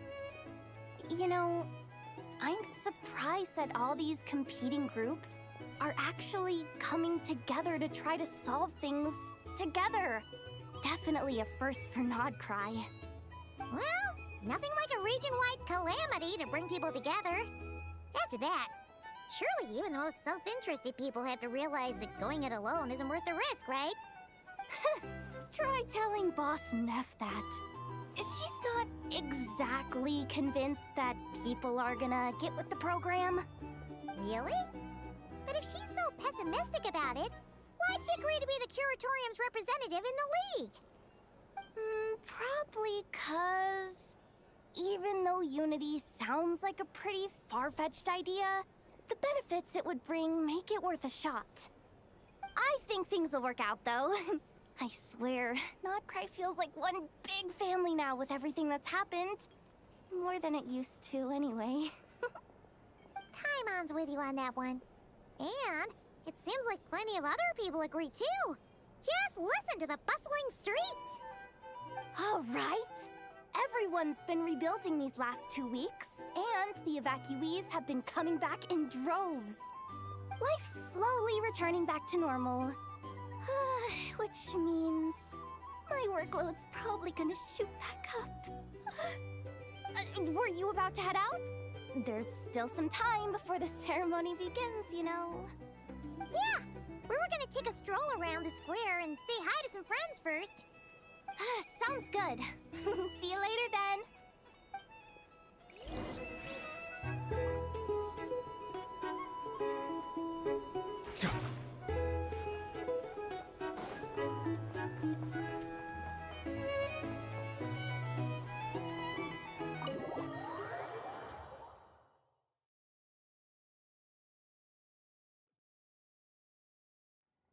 Please accept today's boon. Have a nice day. Are Paimon's eyes deceiving her? Or is that Inefa handing out food for the Frost Moon Scions? Hello there. Would you like a feast of the moon, along with some snacks of the day? So, what's new, Inefa? It was only a few days ago when we last saw you, but it looks like you've joined the Frost Moon Scions in that time. And I know too? What are you talking about, Paimon? We're just here to help. Duh. In the wake of the disaster, it's all hands on deck. We responded to Lama's request for support. At times like these, the smallest good deed can inspire others and help them through the hard days ahead. And we're using eggs and heating tubes to make that a reality. In true Krumkake Crab Shop style! Enough! Did you hear that? The Traveler said I did good. The Traveler! That's because it's true, I know. Proposal. If you can resist eating today's dessert, I will provide you with compliments, too. No way! Well, that proposal got shot down quickly. I need something to get me through the hard times, too, you know. Mom! Yes, dear. Go right ahead. Excuse me. Could I take a photo with the robot lady? She helped us get safely out of Notcry, and she helped us get back home too. She's the best. Of course she is. And since I'm the whiz kid who built her, that makes me even better than best, right? But you stole my snacks, though. Oops. Shall we move to the open space near the center? The view there is better. Thank you! Aren't you the better pick for this job, Flint? You underestimate yourself yet again, Master Ilua. Not at all. I rarely come by Nasha Town. I don't know any of the big shots here. All in good time. Socializing is a step-by-step journey. But you're much further ahead on that road, aren't you? You're not seeing the full picture. You know the truth now. My friends do not understand my habits. There is no question about it. The Lightkeepers need a representative in the League. Someone who is upright, cares about other people, and can realize their self-worth through group action. You say it like you wouldn't make the cut. I am most flattered that you think I would. Sigh a little less, Master Ilua, and have more faith in yourself. All the Lightkeepers agree that you're a very promising young man. That is precisely why Starshina and Nikita felt safe delegating such important work to you. I'm sure we all also agree that we would sooner die of dehydration than manage to wrangle anything out of you in a discussion. My apologies. I am not in the habit of bringing water with me when I go out. Whatever. I'll take the job. By the way, who else is part of this? Oh, it's quite the who's who of Notcry. There's the Moon Chanter of the Frost Moon Scions, the boss of the Curatorium of Secrets, a representative of the Voynich Guild, and even someone from the adorable Krumkake Craft Shop. I'm sure you will find speaking with them to be a genuine pleasure. If you say so. I've never done this work before. so I'm honestly a little scared of making mistakes. But I'll do it. Not only is it our duty as Lightkeepers, but because I want to make Nodcry a more welcoming place. An admirable attitude to take. The beacons are lit, Itlua. We're but one step away from breaking through the blizzard. We have the chance to band together and build our shared homeland into an Elysium. This is unprecedented for Nodcry. An opportunity not to be missed. Yeah. You're right. I'll do my best. Quite a few familiar faces have arrived. Let's go, shall we?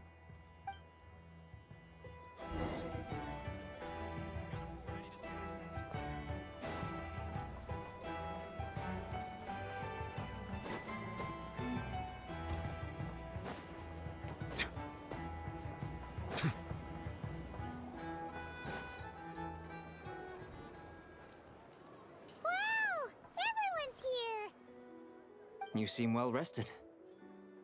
I know no one's asked, but I'm sure you all want to know, so let me just say, we're doing great. Thanks.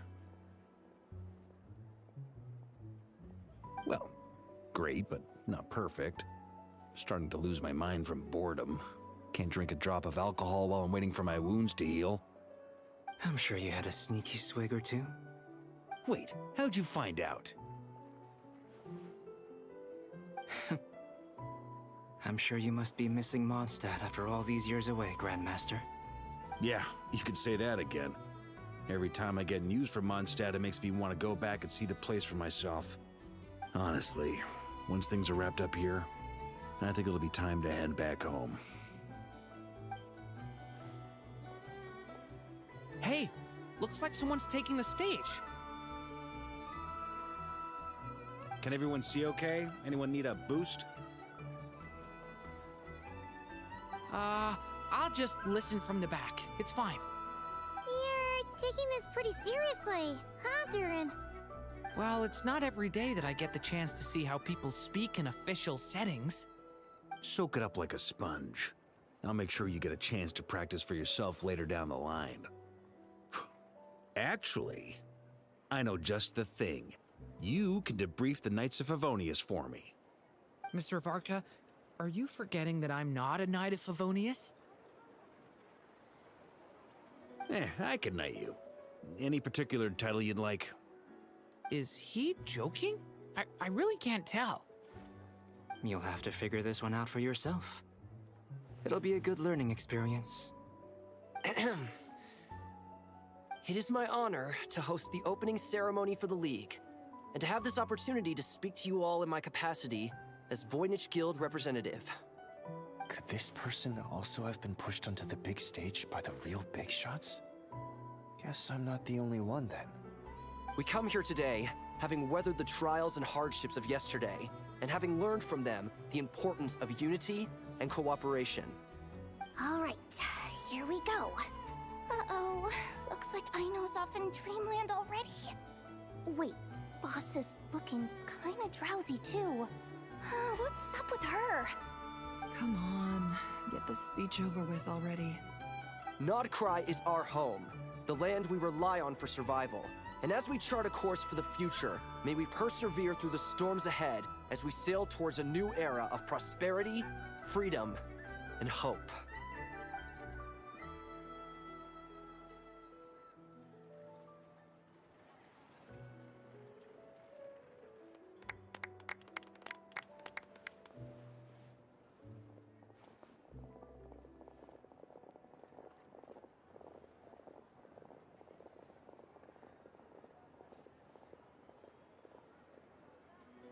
Looks like we'll have more opportunities to travel in the future. I'm sure you'll cope, Lady Moonchanter, given how fleet of foot you are. Unfortunately, I suspect I'll be too busy at the Curatorium to act as your host. We have a busy schedule, not to mention an international network of contacts to manage. It'll be all right. I'll just check your schedule with Yehoda well in advance. And if she's not available, I can simply ask Ashru. You... So giving my employees extra workload isn't enough for you? You're really going to drag my cat into this too? I thought you'd approve. Aren't you forever increasing your employees' workloads? That's a bold statement. Are all the Frost Moon Scions feeling more audacious now that your moon goddess has returned? Columbina's return has brought joy to all who care about her. That includes both you and me. As for the Frost Moon Scions, we are learning how to thrive independently, without relying on the moon goddess. It is up to us to make our home a more livable place. Joining the League is one of the steps we are trying towards that end. I like the word try. It's nice and non-committal. You can opt out at any time and still say you tried. You don't see a bright future for the Frost Moon Scions? Or did you mean the League? I'm just not as optimistic as you. The Frost Moon Scions should count themselves lucky that they have a leader as stubborn and enterprising as you. But Nodcry's a big place, with all kinds of people. Most of them don't enjoy answering to a leader, or even listening to reason. Well, that's where you and your methods come in. Unless the Curatorium of Secrets is only here for appearances. For now, yes. And that won't change until this venture becomes worth my while. What would make it worth your while? Getting out more than I put in. Right now, I'd barely break even, but I'll grant that it's a good start for Nodcry. Then maybe it's worth a try. All right, you can stop now. Or do I have to join the Frost Moon Scions before you'll get off my back? You'd be very welcome to join us. Hey, you two! Congrats on all your hard work! What are you chatting about? Nefer was trying to dissuade me from adding to her employees' workload. Also, she's considering joining the Frost Moon Scions. Sorry, what? Your conversations are always the most interesting. Would you two care to join me for some tea before heading to your next destination?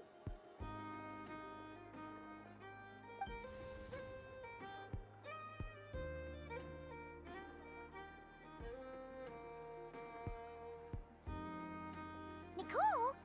Wait, where are you? Sadly not. I'm otherwise occupied right now. I'm sorry, Paimon. I can hear how disappointed you are.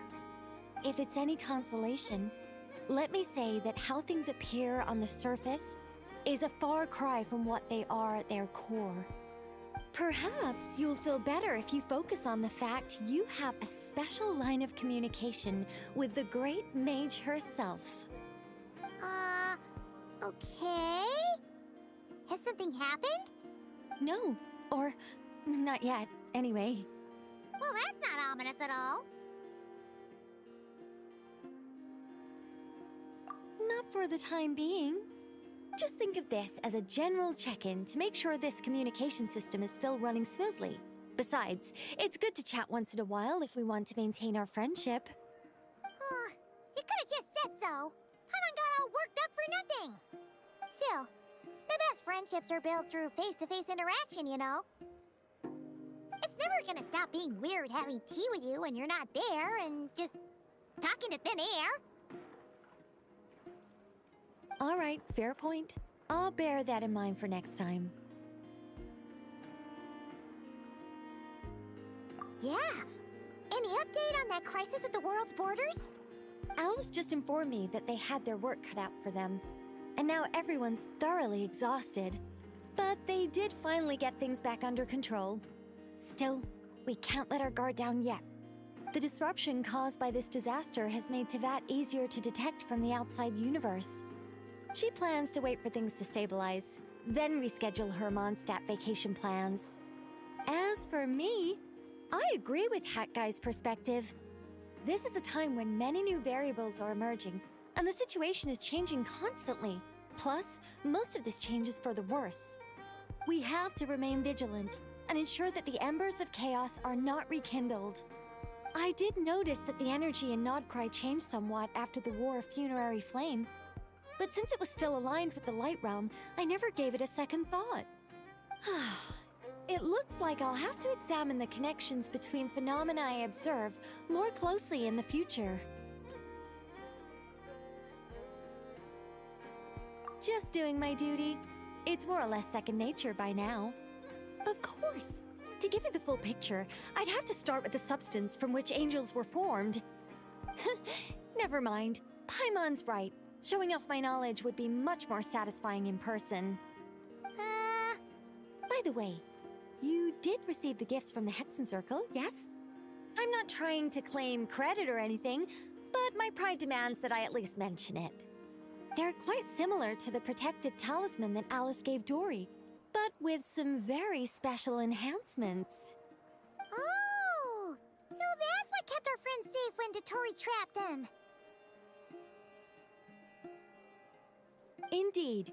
We went to great lengths to make sure they were invisible to his eyes. I'm so happy they came in handy. Still, not fishing for gratitude, by the way.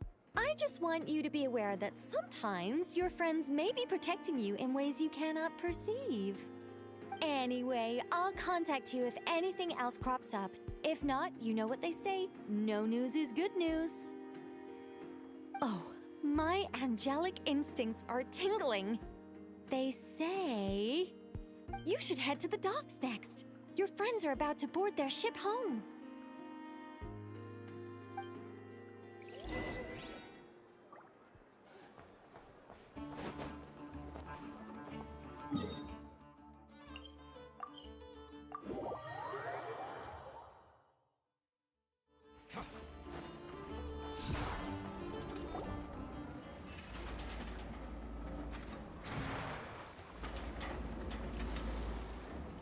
You're here. You're here too, Hat Guy! Are you heading back together? No. I'm bound for Sumeru, and she for Fontaine. We just happened to cross paths at the harbor. Everything seems fine. Sandrone may have an abominable temper, but she's always been very responsible with important calculations, and things entrusted to her by valued friends. You always speak as if you know us inside out, Mr. Hat Guy. Maybe I'm just a good judge of character. I certainly hope that's all there is to it. Regardless, you have been a significant help in this matter. For that, you have my gratitude. I didn't do anything special. Sandrone's the one who completed a seemingly impossible formula and turned the tide of the entire battle, even giving her life in the process. She's the one we should be thanking. Even we were unaware that Sandrone had hidden the real formula inside Polonia's body. She managed to fool Dottore into thinking the formula was running in her system by installing an identical-looking decoy within her.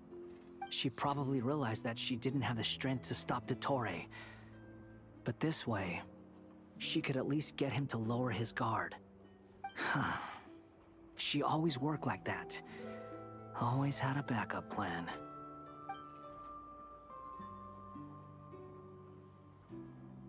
Well, that's why I'm traveling to Fontaine. She made a request of me long ago, and the time has come to fulfill it. Think of it as her will. She said that should she ever fail in a mission, she'd like me to deliver her core and Polonia's to the Fontaine Research Institute.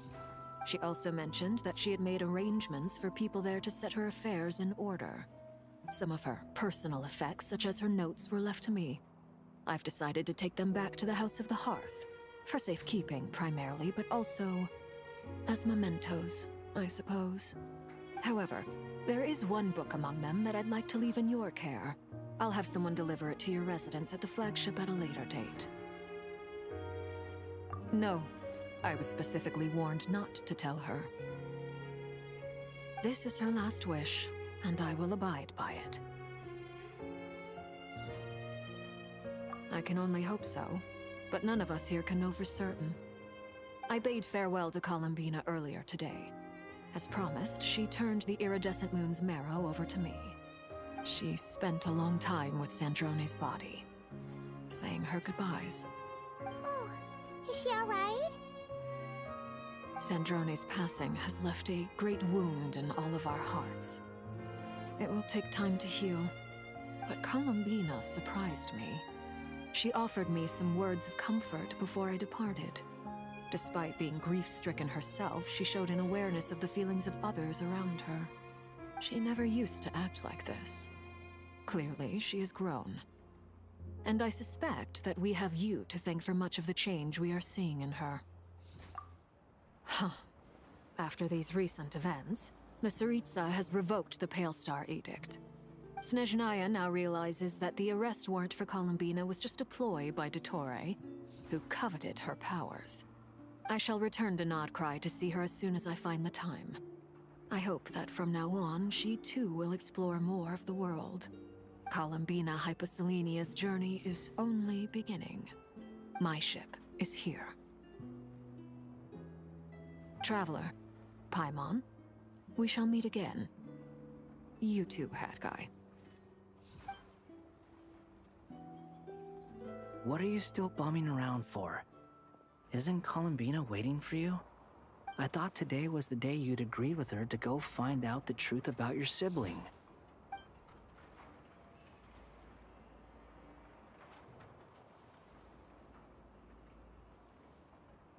You're afraid you won't like the truth when you see it. Well, this is new. I was starting to think that nothing could scare you. Don't say that! Wouldn't you be if you were in this situation? Fair point. But I'd say I have more experience facing up to unpleasant truths than the Traveler. They say blood's thicker than water. I know how much you need your family back. More than you need any of your friends. And I'm sure that all your real friends understand that too. No matter what the truth turns out to be, they will stick by you and support you, whatever decision you make. Finding the truth is important. But more important still is what you choose to do once you've found it.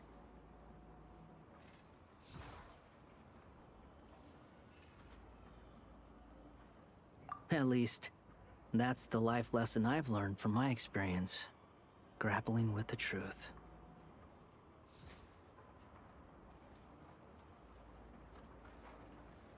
What?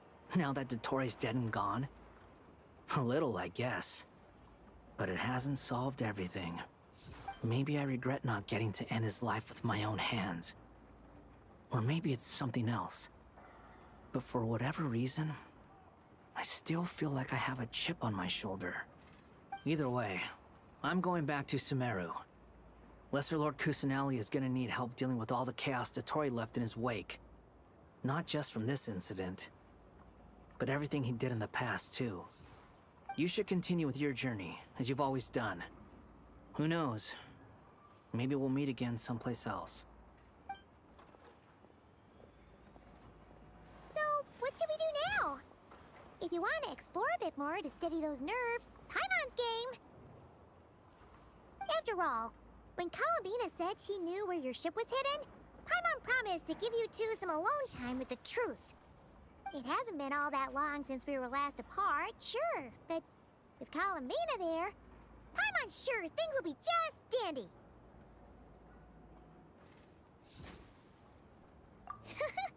Ain't no biggie.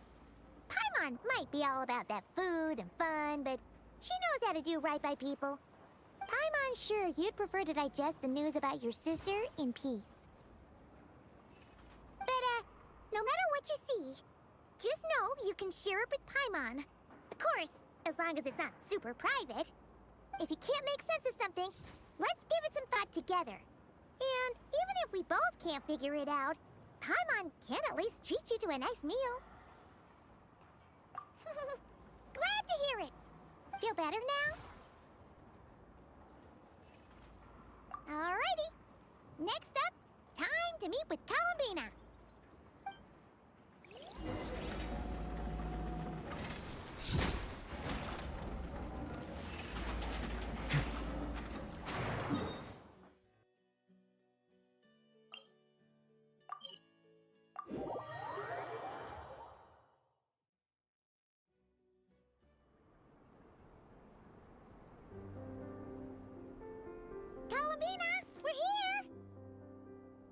Can't quite believe we're meeting out here.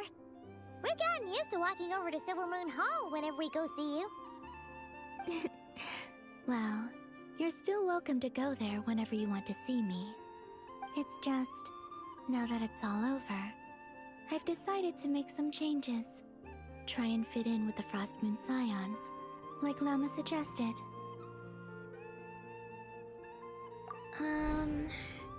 The older generation are still timid around me. They don't dare get too close, and they bow their heads when I walk by. But things are much better with the children. I see more curiosity in their eyes. Hopefully, by the time the next Moon Prayer Night comes around, I can enjoy the festival with them as myself, without having to pretend that I'm only dressed up as the Moon Goddess. You'll do fine, Columbina. Paimon's sure they'll realize you're super nice once they get to know you better. You really think so?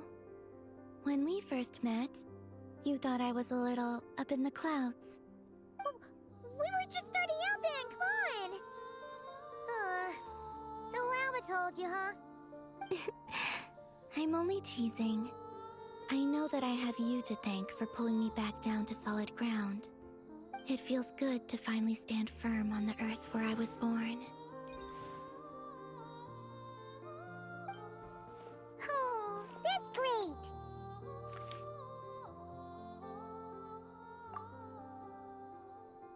Thank you. I'll make sure not to lose it this time. Well then, are you ready? Lumine, what happened to our spaceship back then? Why did you leave? It's time to learn the truth at last. Ready as I'll ever be. Good. Then let me open the way for you.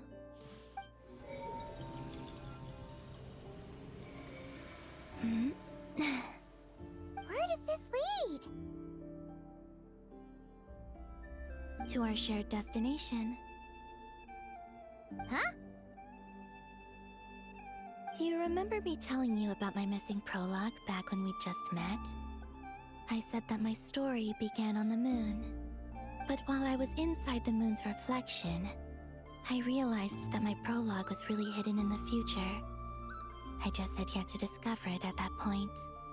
The story of the time before I was born was in fact the story of my distant future. It's truly fascinating. But when I obtained the Trilunar Authority and returned to our present reality, I sensed something I hadn't expected. Your prologue. So you mean... Yes, your spaceship. All this time, it has been hidden on the Frost Moon, which lay beyond the sky. The great ruler of the firmament. The heavenly principles. Wait, them?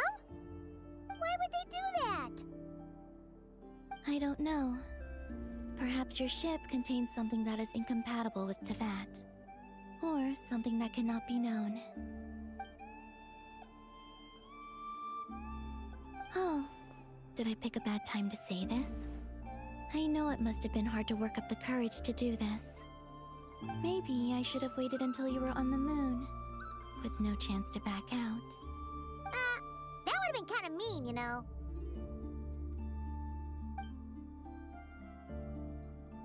Take me there. Oh? Whatever is hiding in that ship, it belongs to me and Lumine. Those memories belong to us. No one else has the right to decide whether I should or shouldn't know about it. Not even the heavenly principles. Very well. Then let's go. You two take care, alright? And don't forget to come back soon! Rest assured, Paimon. We will. Traveler, after you. Thinking about the story that we'll find hidden on the moon? Yes. And hoping that it has a happy ending. Stories like that don't exist, you know? You don't believe in happy endings? I don't believe in endings.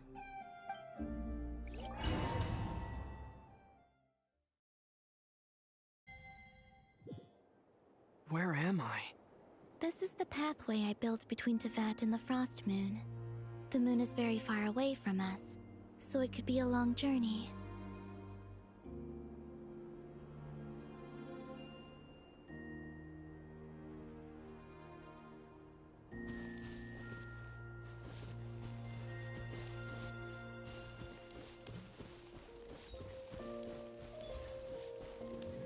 After I obtained the Trilunar Authority, I unwittingly saw past events from many of my friends' lives. One was Lauma. She was so young when they chose her to be the Moon Chanter. From then on, the Frost Moon Scions looked to her to bring messages from their goddess. But, for better or worse, I had left Hisi Island before she was ever born. It was not until much, much later that she met me. I think it's for the best. Because of the way things turned out, you had the opportunity to become friends. You're right. In that sense, I think we were both very lucky.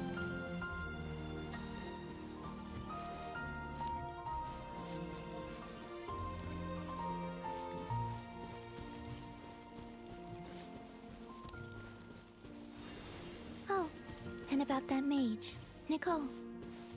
I only recently learned that she has lived in Tevat since the time of the Three Moon Sisters. The Moon Goddesses always had a good relationship with the angels. I suppose our friendship continues that tradition.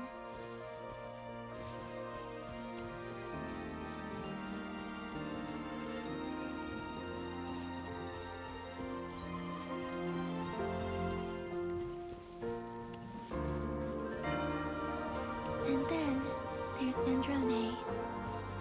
I never knew that much about her, beyond the fact that she was created by someone called the Lord Artificer.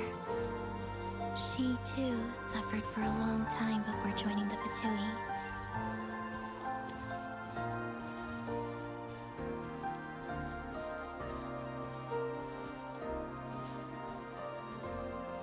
How I wish I could talk to her again, even if only to hear her say nasty things to me.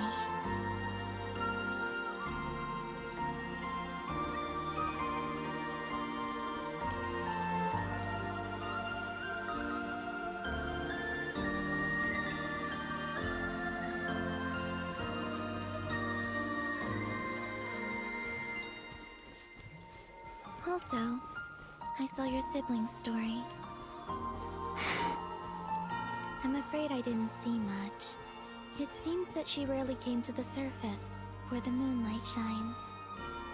But I did notice that back when you first set out on your journey, she would often appear nearby, gazing at you from afar with a guilty look in her eyes. Lumine. Let us speak no more of the past. I probably shouldn't reveal so much about my friends. It's not my place. Let the moonlight carry us forth. We are very close now.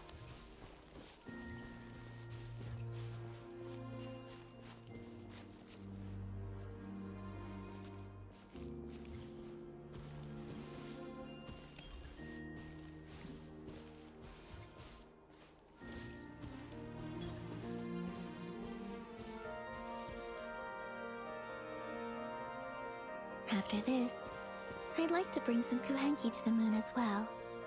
If they're willing, of course. What about your other friends? Will you bring them to visit too? Certainly. But I'll need to tidy the place up first. This home hasn't received any guests in a long, long time.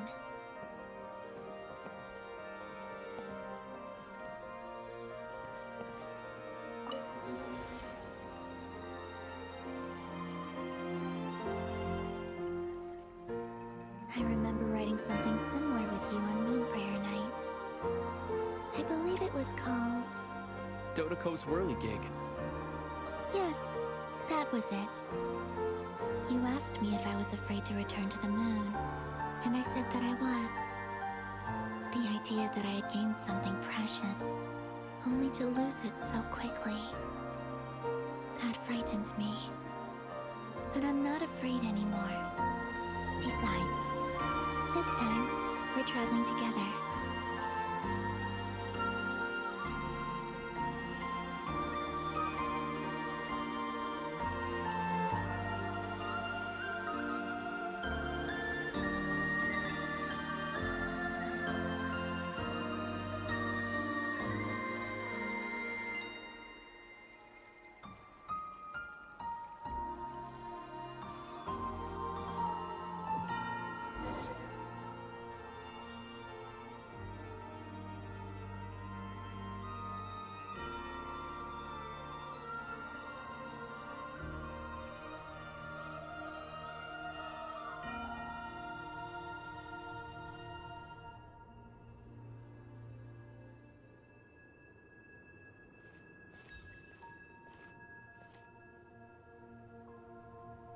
We're here.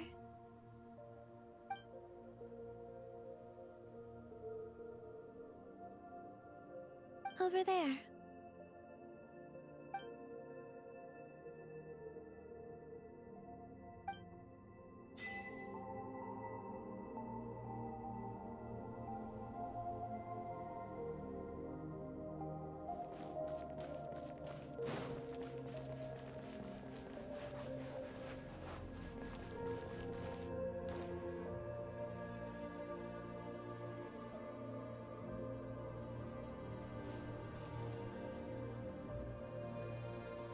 Our spaceship. It's huge. I suppose that the moon is the only place one could hide it. It'll be alright. Huh? The way you feel in this moment, I went through it too, on Moon Prayer Night. The door was right in front of me, but I struggled to find the courage to step through. Solitude for me once meant living a life in which even I was absent. Before I met you, that was the only life I knew. But that night, solitude meant throwing away the life I had gained after meeting all of you. Columbina. Go. Retrieve the part of your life that was once lost. Trust me, you will lose nothing by doing so. Look, Teyvat is right there. All of our friends are down there, waiting for us. You're right. Thanks, Columbina.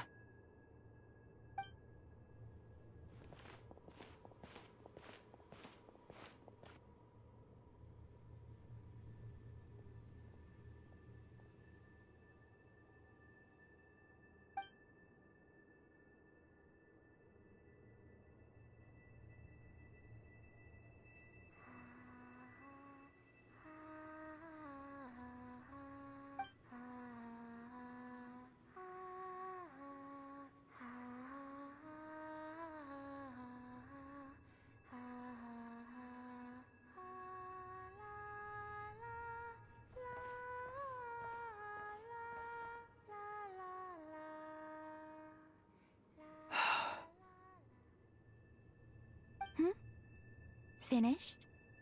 Yeah. Why did you take your eye mask off? Well, since my return, I've decided to take more opportunities to see the world with my own eyes. Besides, I've always wondered how Teyvat looks from the moon. And what do you think? It's beautiful. I could spend a whole day here just gazing at it. What about you? What do you think of the truth you found? I haven't looked at another person's expression in a long time, but I think yours is saying it was neither good nor bad. Keep this up, and it won't be long before you give Nephra a run for her money. Oh, I don't think that's going to happen. I'm much more used to sensing what's going on around me with Kuvaki. I think I'll save my eyes for seeing special moments I really want to remember. I read the spaceship's flight logs. I always assumed that this was my first time in Teyvat. I thought that Lumine and I must have been hibernating in space for centuries on end. But the logs show that our spaceship flew over the skies of Tevat once before. A long, long time ago. Flew over? So you didn't land? No, the ship barely came to a stop before flying on again. After that, it continued traveling through space for a long time. Some of the data is corrupted, but I suspect that it kept flying for thousands of years. It was only after that that the ship made a forced landing in Nodcry. When Lumine found me, she came from outside the ship. Could this mean that she left the ship long before I did? Maybe even during our first pass over Tevat. Are you alright?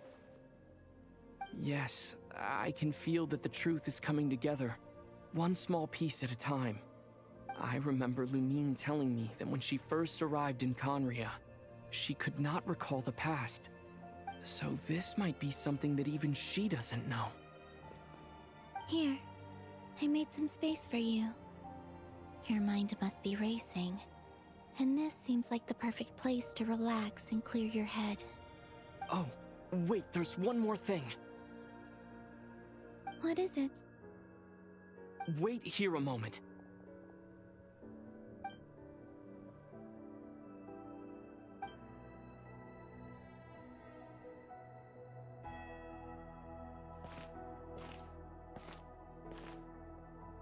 Hey, Columbina.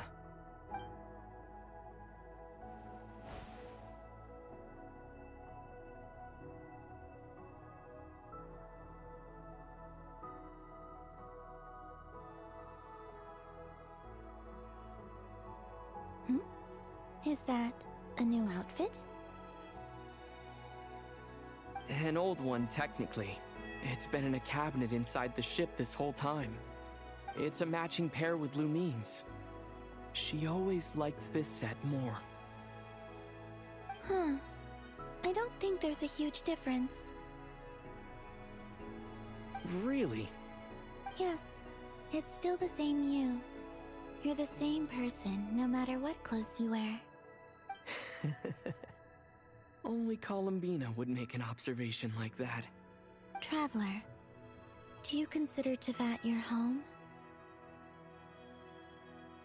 Home is wherever Lumine is. But then after all the time I've spent here, and everything I've been through, yes, I'd say it's my home. Would you change your answer if Tevat changed appearance? I mean, if the truth about Tevat turned out to be different than what you thought. I don't know, but I don't think so. The truth is not what matters most to me about Tevat. When I was first born, I longed for a home. And when you get something before you're mature enough to understand the world, you just take it at face value. I thought that a home was a transaction. You give me what I want, and I'll do the same for you. But you and your friends taught me what a true home should look like. You never asked for anything, yet you gave so generously to me. That's because your friendship matters to us. It was worth it. In the past, I thought that my birth in Nodcry must have been a mistake. But after journeying to the distant past where the story began, I realized that it was I who chose Nodcry to be my future home. Now, I am glad that I made that choice. I'm sure your friends are just as glad. In fact, I intend to make the same choice today as I did back then. What do you mean? Well, I've given the Eternal Moon's Marrow to Lauma, and the Iridescent Moon's Marrow to Arlecchino. And now, I shall return my Kuvaki to Nodcry again, that it may continue to protect my chosen home. Wait, but what about your body? Oh, Are you worried that I'll disappear again? I won't. Not this time. The Frost Moon has now entered the fall sky, and I am the Tri-Lune Goddess. I am only returning to Nod Cry the part of me that it needs. I am giving what I can, because my home is worth it. Oh, and I have something for you, too. For me? Yes. Come closer.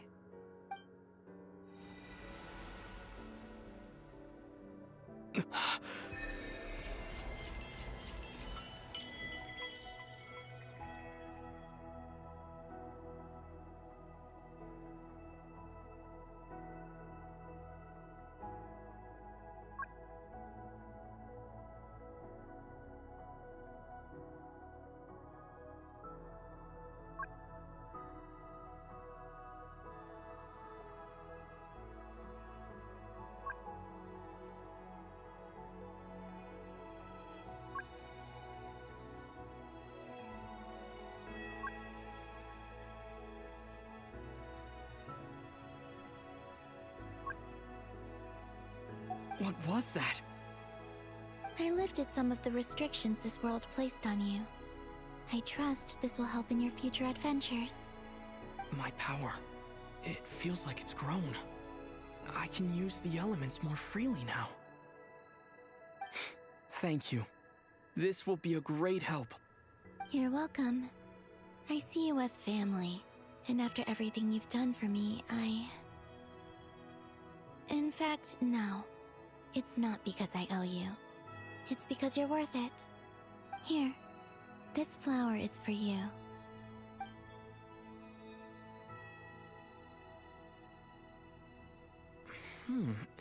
Isn't this a moon prayer blossom? Yes.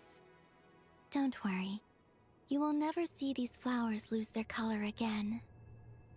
I'm finally discovering the joy of giving.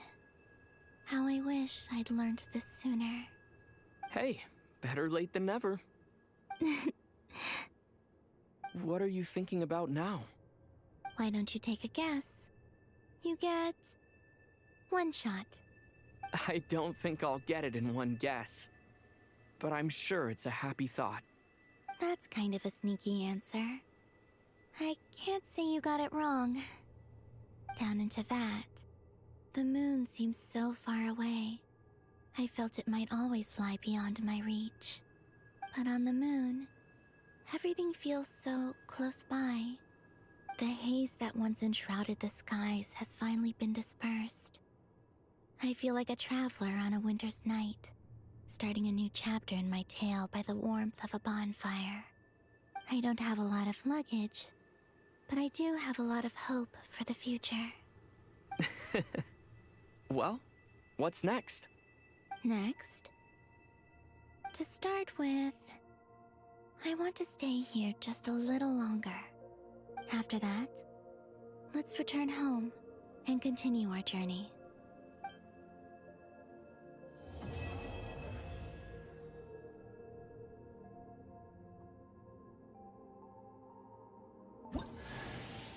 These clothes bring back so many memories.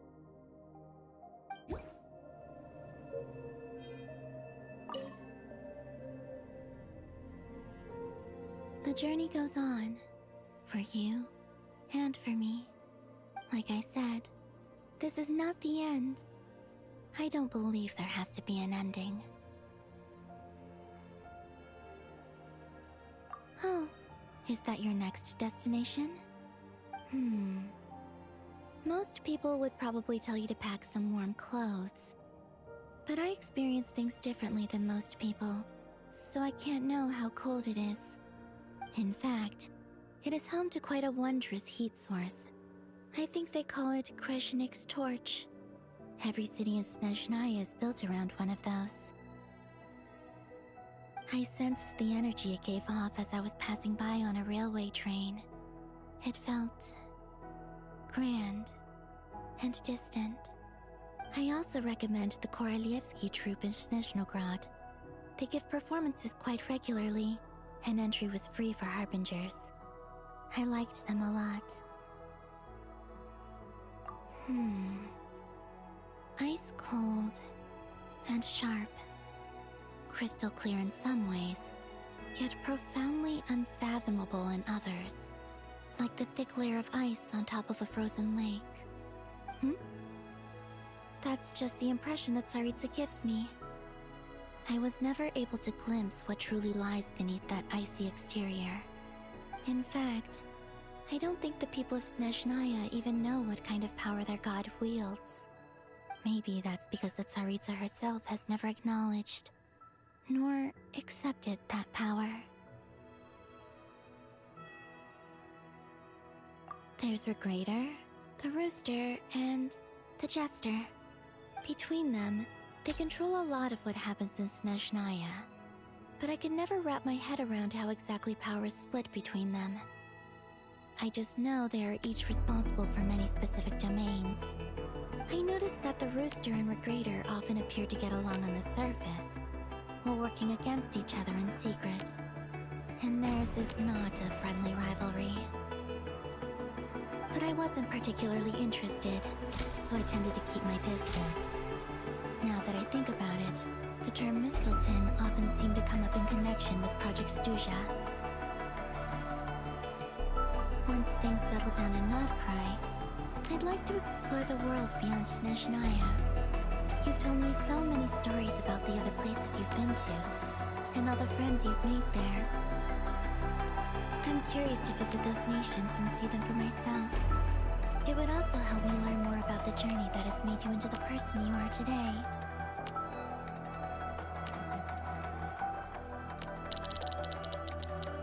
Okay. As you continue on your journey, don't forget to gaze up at the moon once in a while. It is, after all, no longer an illusion. It shall cast down its true moonlight, connecting us in truth.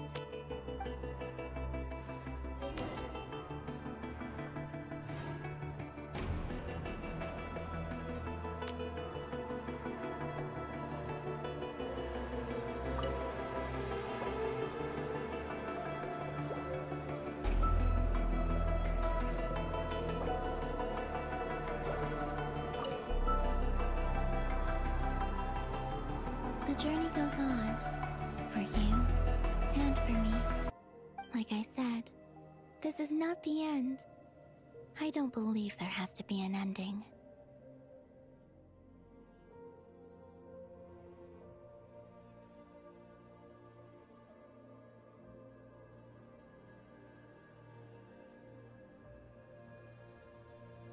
Okay. As you continue on your journey, it shall cast down its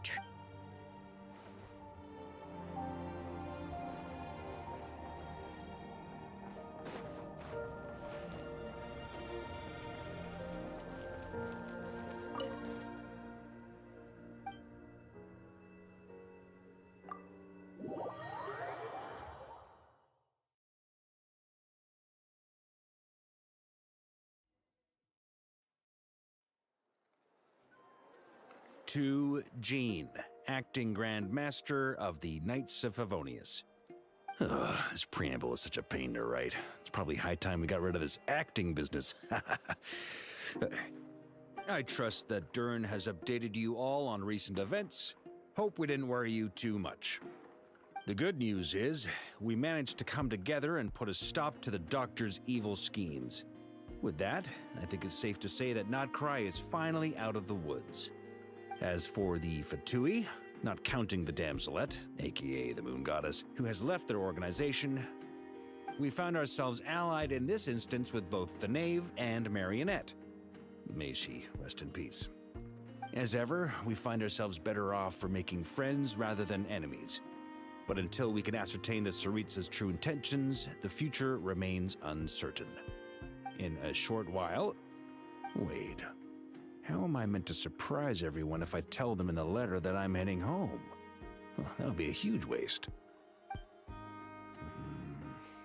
Okay, got it. I will begin sending the expeditionary team back home in waves. I'm sure they'll be able to answer any questions you still have. I hope they won't gloss over the details of my many heroic deeds. But if they do, I'm sure it'll be because they're just too exhausted from the long journey. I think of Mondstadt daily.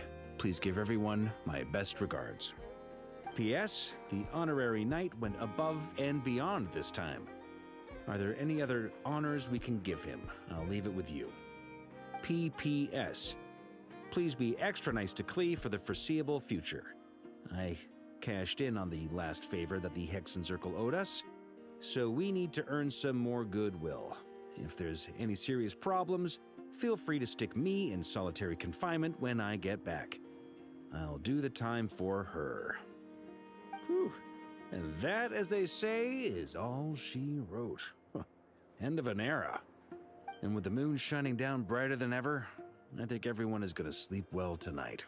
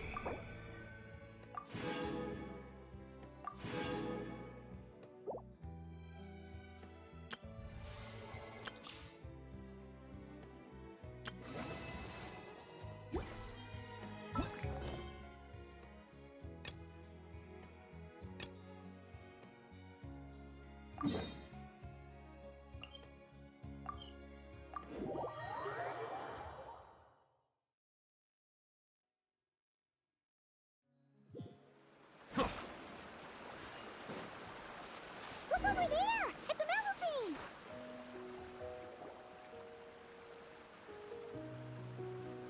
Hey there, Melusine friend! Need any help? Oh, Traveler, Paimon! It's you! Long time no see! Right in one! You know me too well! Everyone in Marusy is preparing a surprise gift for Monsieur Neuvillette. We're working together to make him a new outfit. I was about to go find some gems and shells to decorate it with. Wow! A surprise present! Is it really okay for you to tell us like that, though? Oh, no. Sorry. It's my first time doing something like this, so it just slipped out. I'm not sure why, but seeing everyone working towards the same goal like this, my heart just won't stop racing. Paimon totally gets it. The moon's just so infectious that you get swept up in the hype and you just can't stop, won't stop, right? Yeah, it is! We may be playing different instruments, but we're playing in harmony, making the same music. So, why'd everyone suddenly decide to give him a gift? Oh, that!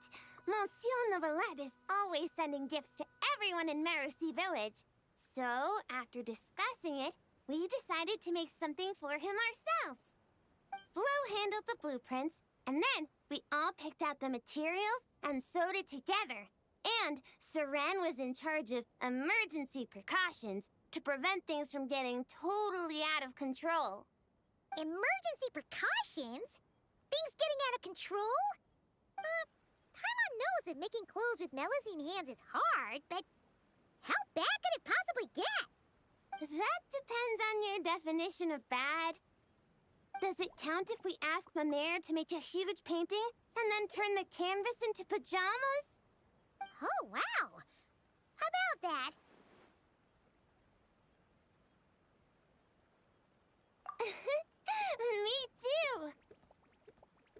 But like Saran said, It's better if we make a respectable outfit that he can proudly wear when he's out and about. Lome's got tons of experience, so we had her get a whole bundle of fashion magazines and asked Sijuin what respectable meant, before we finally settled on solemn relaxation as the theme. Solemn relaxation. Paimon can't help but picture Nervalette swimming around with a serious look when she hears that. Huh? Oh, right! Shells! I was so busy talking with you, I almost forgot my job. Sorry, I've gotta go. I can't hold everyone else up because I was enjoying myself too much. I need to find some shiny shells and rocks pronto, and grind them up into shiny powder. I'm not sure if I have enough Tidalco for the dye either. Leave it to us! When it comes to finding stuff, we're the best in the biz. As much as you need, on time, guaranteed. Really? You will? Thank you so much. Then, could you please help me find some of the shiniest, brightest barrel conches? I remember there's a bunch in the waters around here. 2 or 3 should be enough. Even 20 or 30 would be a piece of cake. Oh, that's way too many. I'll focus on finding gems over here. Good luck to us. See you soon.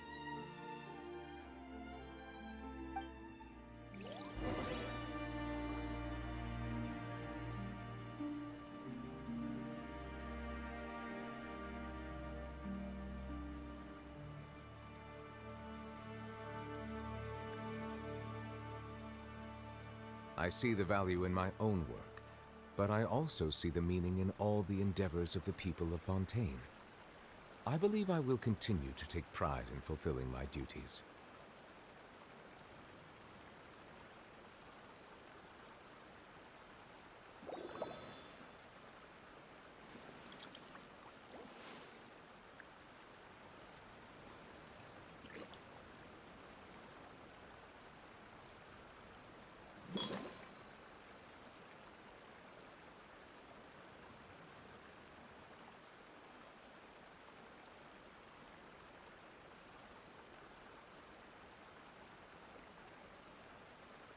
Melusines are beautiful creatures.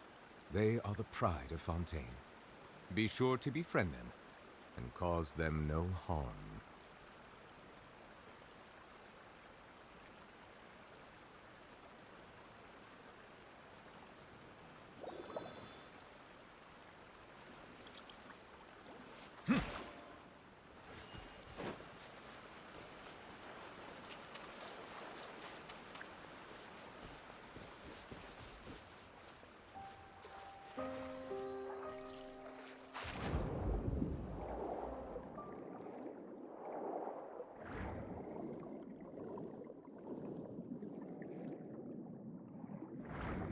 Locked on! The shiniest, brightest barrel catching! Whoa! Any shell, that's nice! Shell secured! Not a single hiccup! Ah!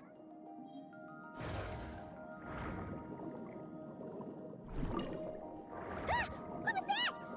Puka may really be in trouble! Let's go back and check on her!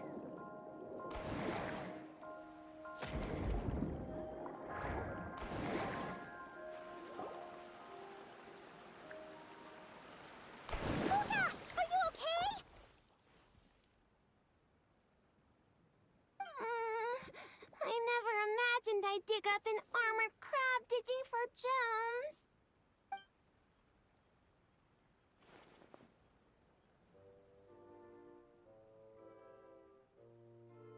It's fine.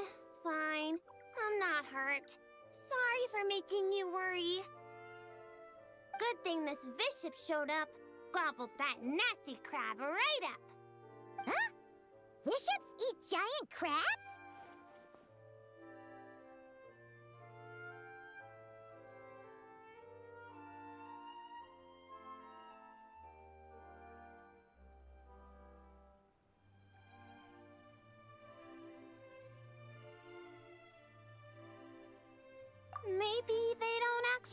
crab that much. It doesn't look too thrilled.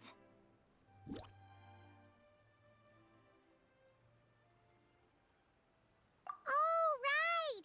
We should be focusing on why is there a bishop here? No clue!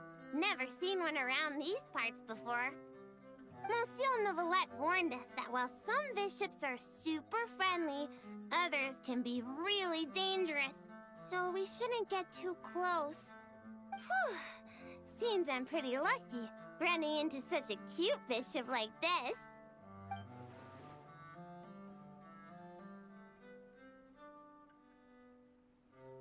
Then be sure to give it a proper thank you the next time you run into it, okay? Yeah, for sure. And I'll treat it to something tasty, too. Only thing is that I'm not sure what it likes. Definitely not giant crabs, though. Tidalga? Wouldn't have thought such a big bishop would like something... Whoa! Tidalga! When'd that get there? Huh? So, this pile of Tidalga isn't yours? Nope. Haven't even had a chance to dive in yet. Did some kind soul overhear us and leave it here? Looks like I really am super lucky today. Can't believe that fashion magazine horoscope was actually accurate. Then may the stars watch over us, that our gift may arrive safe and sound.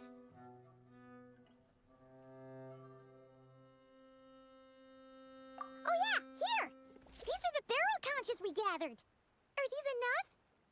Plenty! Whoa, so sparkly. I can barely open my eyes. That's just how I like to express how grateful I am. Well then, with my gems, your barrel conches, and the nice fairy's Tidalga, my mission here is complete. If everything goes this well, the clothes should be ready in a couple days. Hey, when we deliver the clothes to the Palais Mermonia, will you two come see what we made? Let's meet up at the Palais Mermonia then. A whole bunch of us Melazines will be there. Sounds great! We'll be looking forward to hearing from you.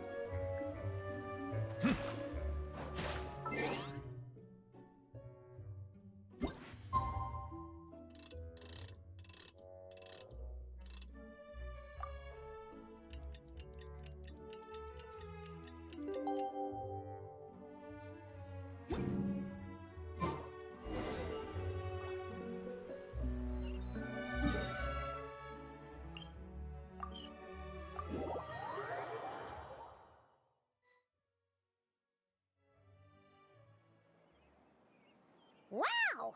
It's been a long time since Paimon seen the Palais Mermonia this busy. Kuka wasn't kidding. There are a ton of Melazines. Huh? Something's off, though. Everyone feels kinda... tense? Excuse me, miss? Mr. Gestionnaire, do you enjoy your work here in the Palais Mermonia?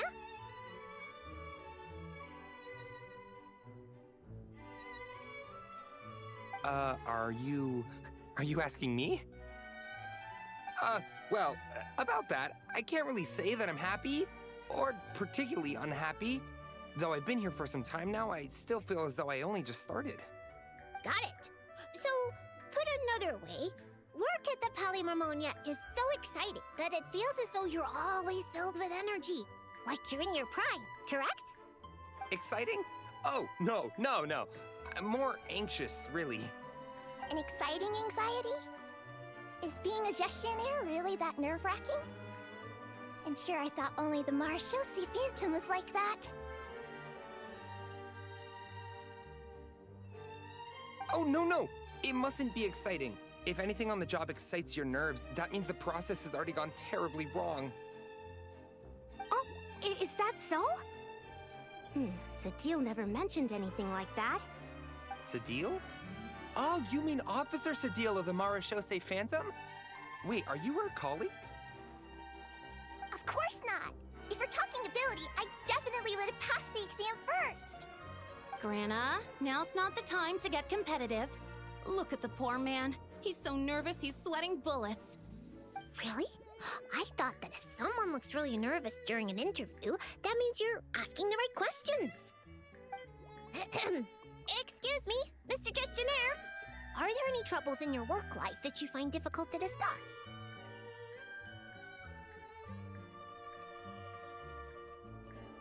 Pardon me, but interview? Am I being interviewed right now? Well, yeah. Oh, no. No. According to regulation, gestionnaires are strictly forbidden from giving private interviews, especially to parties of unknown provenance. Excuse me, Miss Melusine, but might I inquire your full name and the newspaper at which you're currently employed? Special Reporter Lome for the Buoyant Otter Gazette. You obviously just made that up. Lome, what happened to truth in reporting? Does the Court of Fontaine really have a newspaper like that? I need to go check the files. My good sir, are you feeling all right? You certainly look as though your nerves have been excited right now. Right! The process! Sorry, good ladies. Could you please wait here for a moment? I need to go find a colleague from the publishing office. We were just going to ask him how to get to Monsieur Neuvillett's office, yet somehow it turned into a practice interview for Lome. Mr. Eon, there you are. The tea Miss Cornelia so kindly made for us is nearly cold. Just what have you... Oh my word, what happened here? Why are there so many Melusines?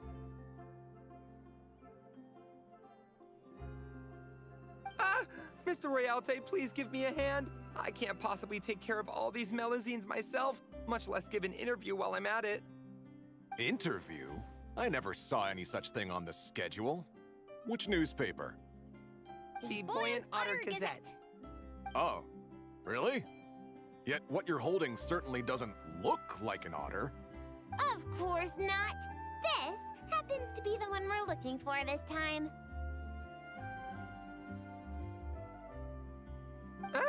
This blue creature can't be me, can it? Looks nothing like me. Hey! Watch what you're calling a blue creature! This is none other than the eminent Monsieur Neuvillette! I see. Mr. Eon, please refrain from undue alarm. I understand that your heavy workload and lack of sleep might have left you rather tightly wound, but you must remain calm. As you well know, the world looks profoundly different through Melusine eyes. Thus, it is entirely possible that to them, the Iudex appears, well, like that.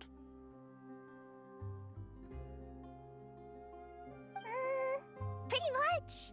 Monsieur Neuvillette actually looks a bit different to every Melusine. So we split the difference. Ah, you split the difference. I see, a most judicious approach.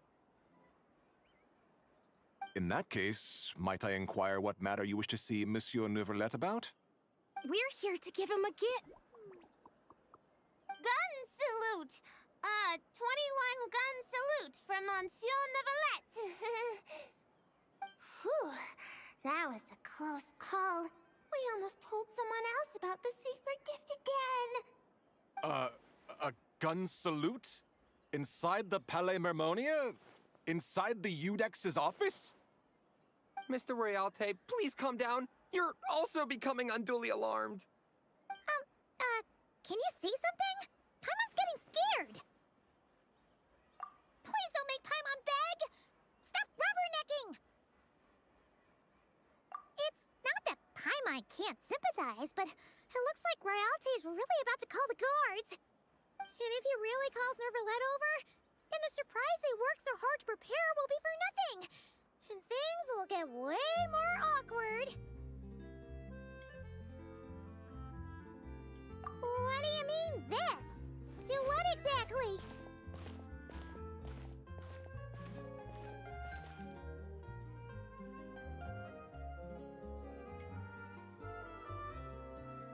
Traveler! Paimon!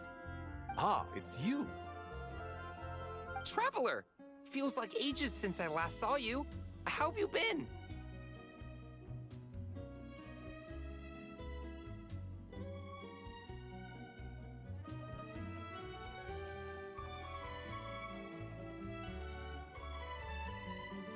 Ha! That's great to hear. As you can see, this place hasn't changed a bit. Pardon me, but are you with the Melazines? Point is, wonderful. The problem has suddenly solved itself. Monsieur Nervalet is currently in his office and should not be receiving any other guests at this time. You may proceed. You're too gracious. We shan't delay you or your Melazine friends any longer, save for one minor thing. Eh? What's that? While inside the Palais Mermonia, particularly in the offices, please ensure that any items you're holding remain below head level. Otherwise, our most enthusiastic colleagues will doubtlessly assume you have a special request that you plan to seek assistance with. Got it. We were only holding it because everyone was scared of getting lost in the court of Fontaine. But now that we've reached our destination, Kuka, if you would. Sure, Flo. Putting it away. Oh, so that's what it was for. It's fine. With the two of us here, there's no way you're getting lost. Come on. Nervalet's office is right over there. Please take care, everyone.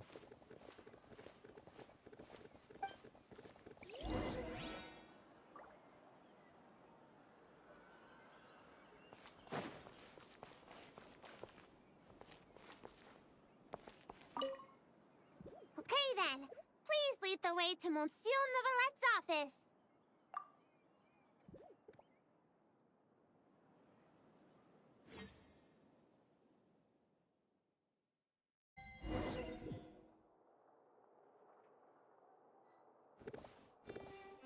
Where could Realte... Is today Melusine family visitation day? Quite the hubbub. Almost as busy as the end of quarter reimbursement period. Satine! Hey everyone, come on in. Monsieur Novilet's just inside.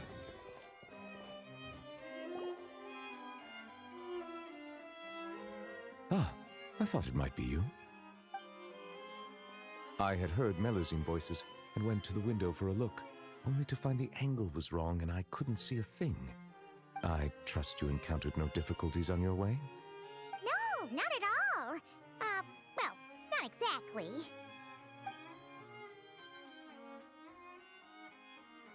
I see. Lome, you were indeed the first at fault here. You must secure the consent of others before making requests, and mustn't impede their duties or daily lives. Extra caution should be exercised with matters such as interviews. I see. I'm sorry. The what, Gazette? It's nothing. I'll go find them both and apologize right now. Hey, remember to greet them politely first, even when you're apologizing. Yes, that should suffice. Lecturing has never been my strong suit. Now, back to the matter at hand. How might I help you all today?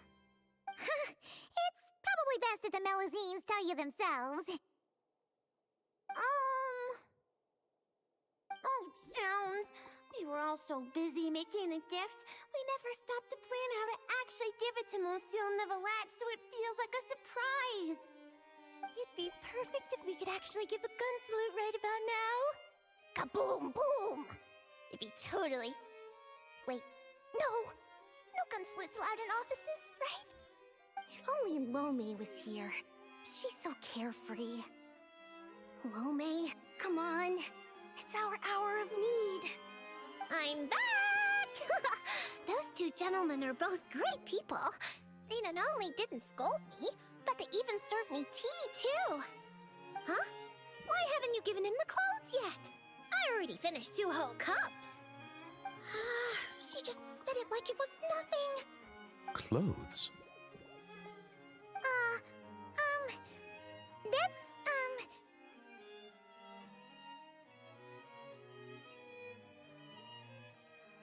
Yeah, you're right.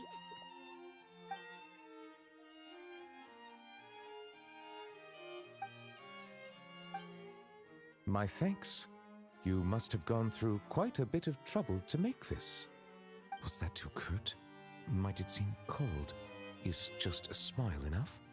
They clearly invested great effort into this surprise for me, and I am truly delighted. My reaction ought to match that level of happiness. How would human parents express their joy when they receive a gift their children painstakingly prepared? If only Siegeween was here. She understands many techniques for human interaction and would understand this matter far better. It was no trouble at all, really. Yeah, that's right. With everyone pitching in, we finished in no time flat. The Traveler and Paimon helped too, you know.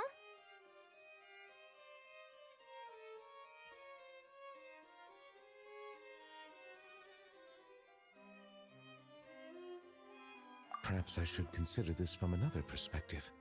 Seeing others use gifts I've given them gives me a feeling of contentment. Thus, it can be inferred that the reverse is also true. Might I ask you all to wait for a moment? I'd like to try it on. Of course you can! Oh, is it happening? Even the Traveler and Paimon haven't seen the finished product yet. Finally, we get to witness Melusine handiwork!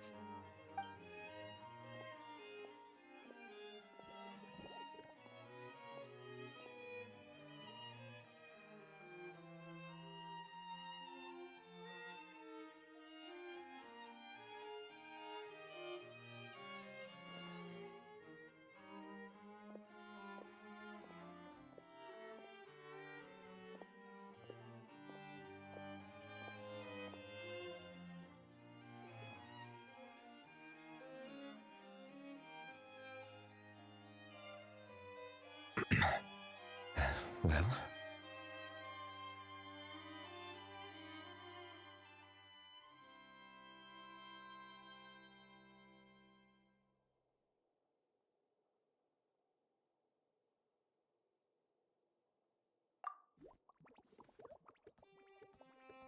Splendid. Both the Melusines and I are delighted to hear that. Oh, it looks gorgeous! Plus, now Paimon gets what solemn relaxation is. Ah, indeed. It is aptly suited for non-official occasions. Moreover, if I'm not mistaken, this outfit seems to have a certain exotic feel? Hinai, that's our Monsieur Neuvillette. We heard Siegeween mention you'd gone to Chenyu Vale in Liyue and really enjoyed yourself there. So, we thought that if we could make an outfit that matches their local styles, you could wear it on future vacations there. That was very thoughtful of you. They really went out of their way for me. To do their gift justice, I must find time to return there, bring back some more gifts. But what should I buy? I suppose I shall decide once I get there. I can ask the locals for recommendations. It was mostly Flo. After all, she made the design and tailored it all by herself. Yeah! Flo's gonna be a super duper amazing fashion designer one day. She'll be famous all over Fontaine. Hey, that's going a bit overboard. It's not like it was all me. For example, if Puka hadn't risked her neck to get the ingredients for the dyes...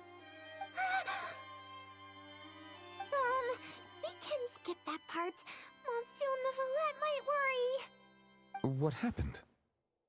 It's really nothing. Okay, fine. Here goes. A bishop that likes Tidalga. I see. I understand. You are truly fortunate the Traveler was there to help. But next time you go out, it might be safer not to go alone. Okay, I understand. Also, listening to your story, it seems you were aided by a bishop? Yeah, I'd love to see it again. Give it a big thank you. Hey, you guys think that maybe it was the one who left the Tidalga? I'm a bit concerned about her well-being lately. As I don't have any pressing duties, perhaps. We've stayed too long, haven't we? We really should get going while it's still early. Excellent. In that case, allow me to accompany you. Huh? Really? Oh, if we go now, we can make it back in time to treat you and the Traveler to dinner. All right! Blubber profiterole, poisson seafood soup, poisson champ pie. Not enjoying the Melusines, have you? And why not? Come, let's go together.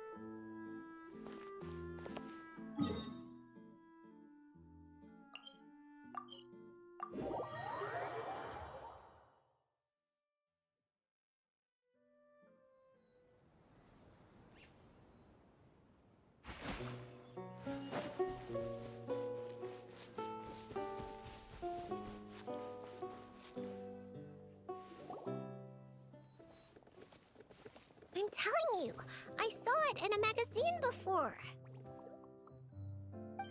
You sure? You're not making it up, are you?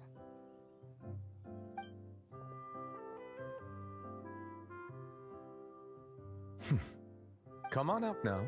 It's me. Nouvelle! Passive! Passive! Whoa! It's Passive! So, you know Nouvellette? Passive? This is how you address her, then? That's what she meant? Oh, and to think that it used to keep Paimon up at night, tossing and turning. He even lost sleep over it. Hello? Melusine! Capel! Puka, allow me to introduce you.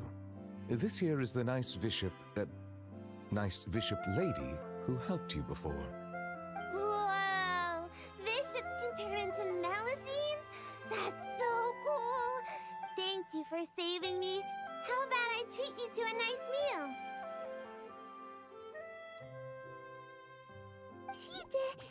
Tidalga? Hmm?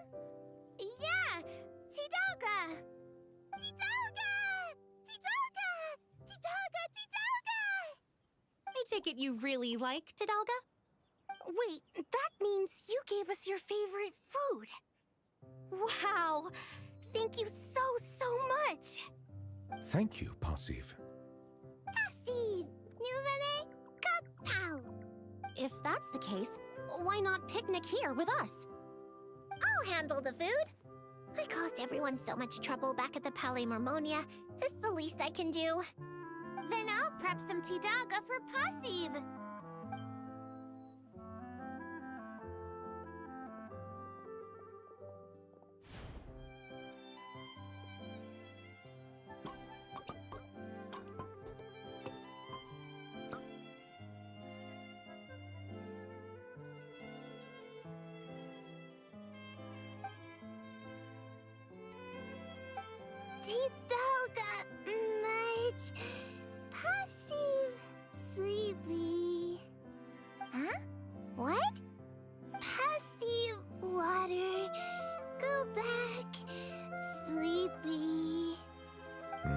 She must have had too much Tidalga and wishes to return to the water to sleep.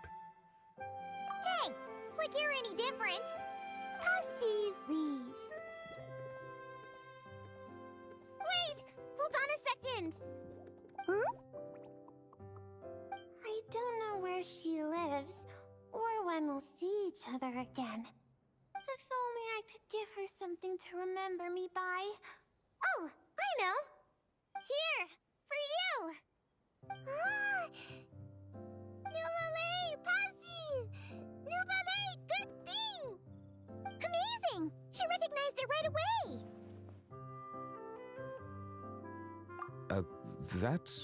That is most certainly a very good thing. The board, I mean. Melusine! Passive! Melusine! Bye! Nouvelle! Bye! Bye, Mon! Bye! Traveler! Bye! Still the same old Passive, huh? Gone in a flash. At least she gave us a proper goodbye this time. No need to worry. She already considers Fontaine her new home. We'll see her again. Learning to share is part of the process of joining the group. It would seem I'm not the only one she's learned a lot from. A most astute observation. I too have learned much from humanity. And now that I think about it, this learning process actually began a long, long time ago. Monsieur Nervalette, are you thinking about the past? Yes. It was after I was born, but before I had joined the court of Fontaine. Though I do not know why I was born with human form, this fact forced me to learn about the way humans live. At that time, I was constantly perplexed by all kinds of questions, such as how human language could record history, how they produced things and traded. And why they insisted on using the flesh and blood of a god as a medium of exchange. Could not pebbles and seashells serve the same purpose? Maybe because rocks and shells break easily. And gods do not? They probably do. Indeed.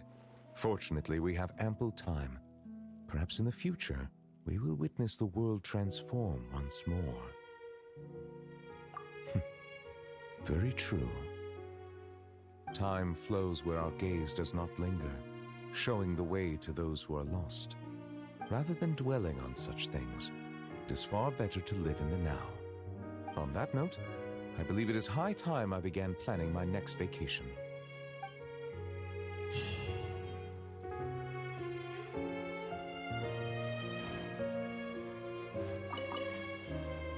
Monsieur Novelette! Of course you may. I've heard that Leo has fire wrapped in paper. Lights that fire wrapped in paper? Yeah, that's right. If your wish is to burn the whole house down, then it might come true. Whoa, Puka. Where'd you learn to joke like that? I wasn't joking. Well, there is something like that. They're called Shao Lanterns. They aren't dangerous if properly handled, but they do not actually have the power to grant wishes. I'm sorry. You don't need to apologize. Simply listening to me describe them would be quite dull. How about I bring some back for you once I visit Liyue? That'd be amazing! And it'd be even better if you can take some more pictures this time! Consider it done.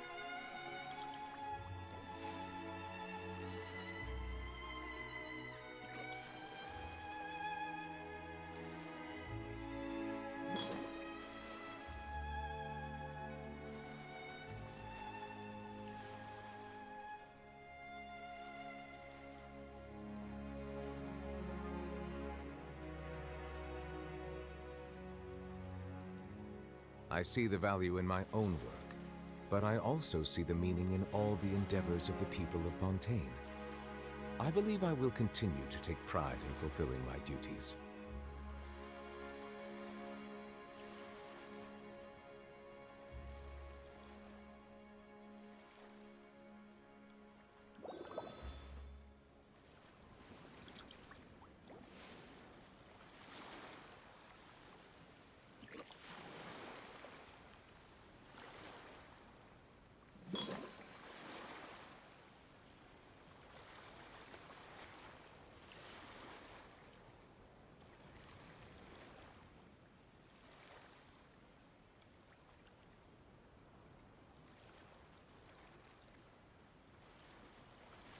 Melusines are beautiful creatures.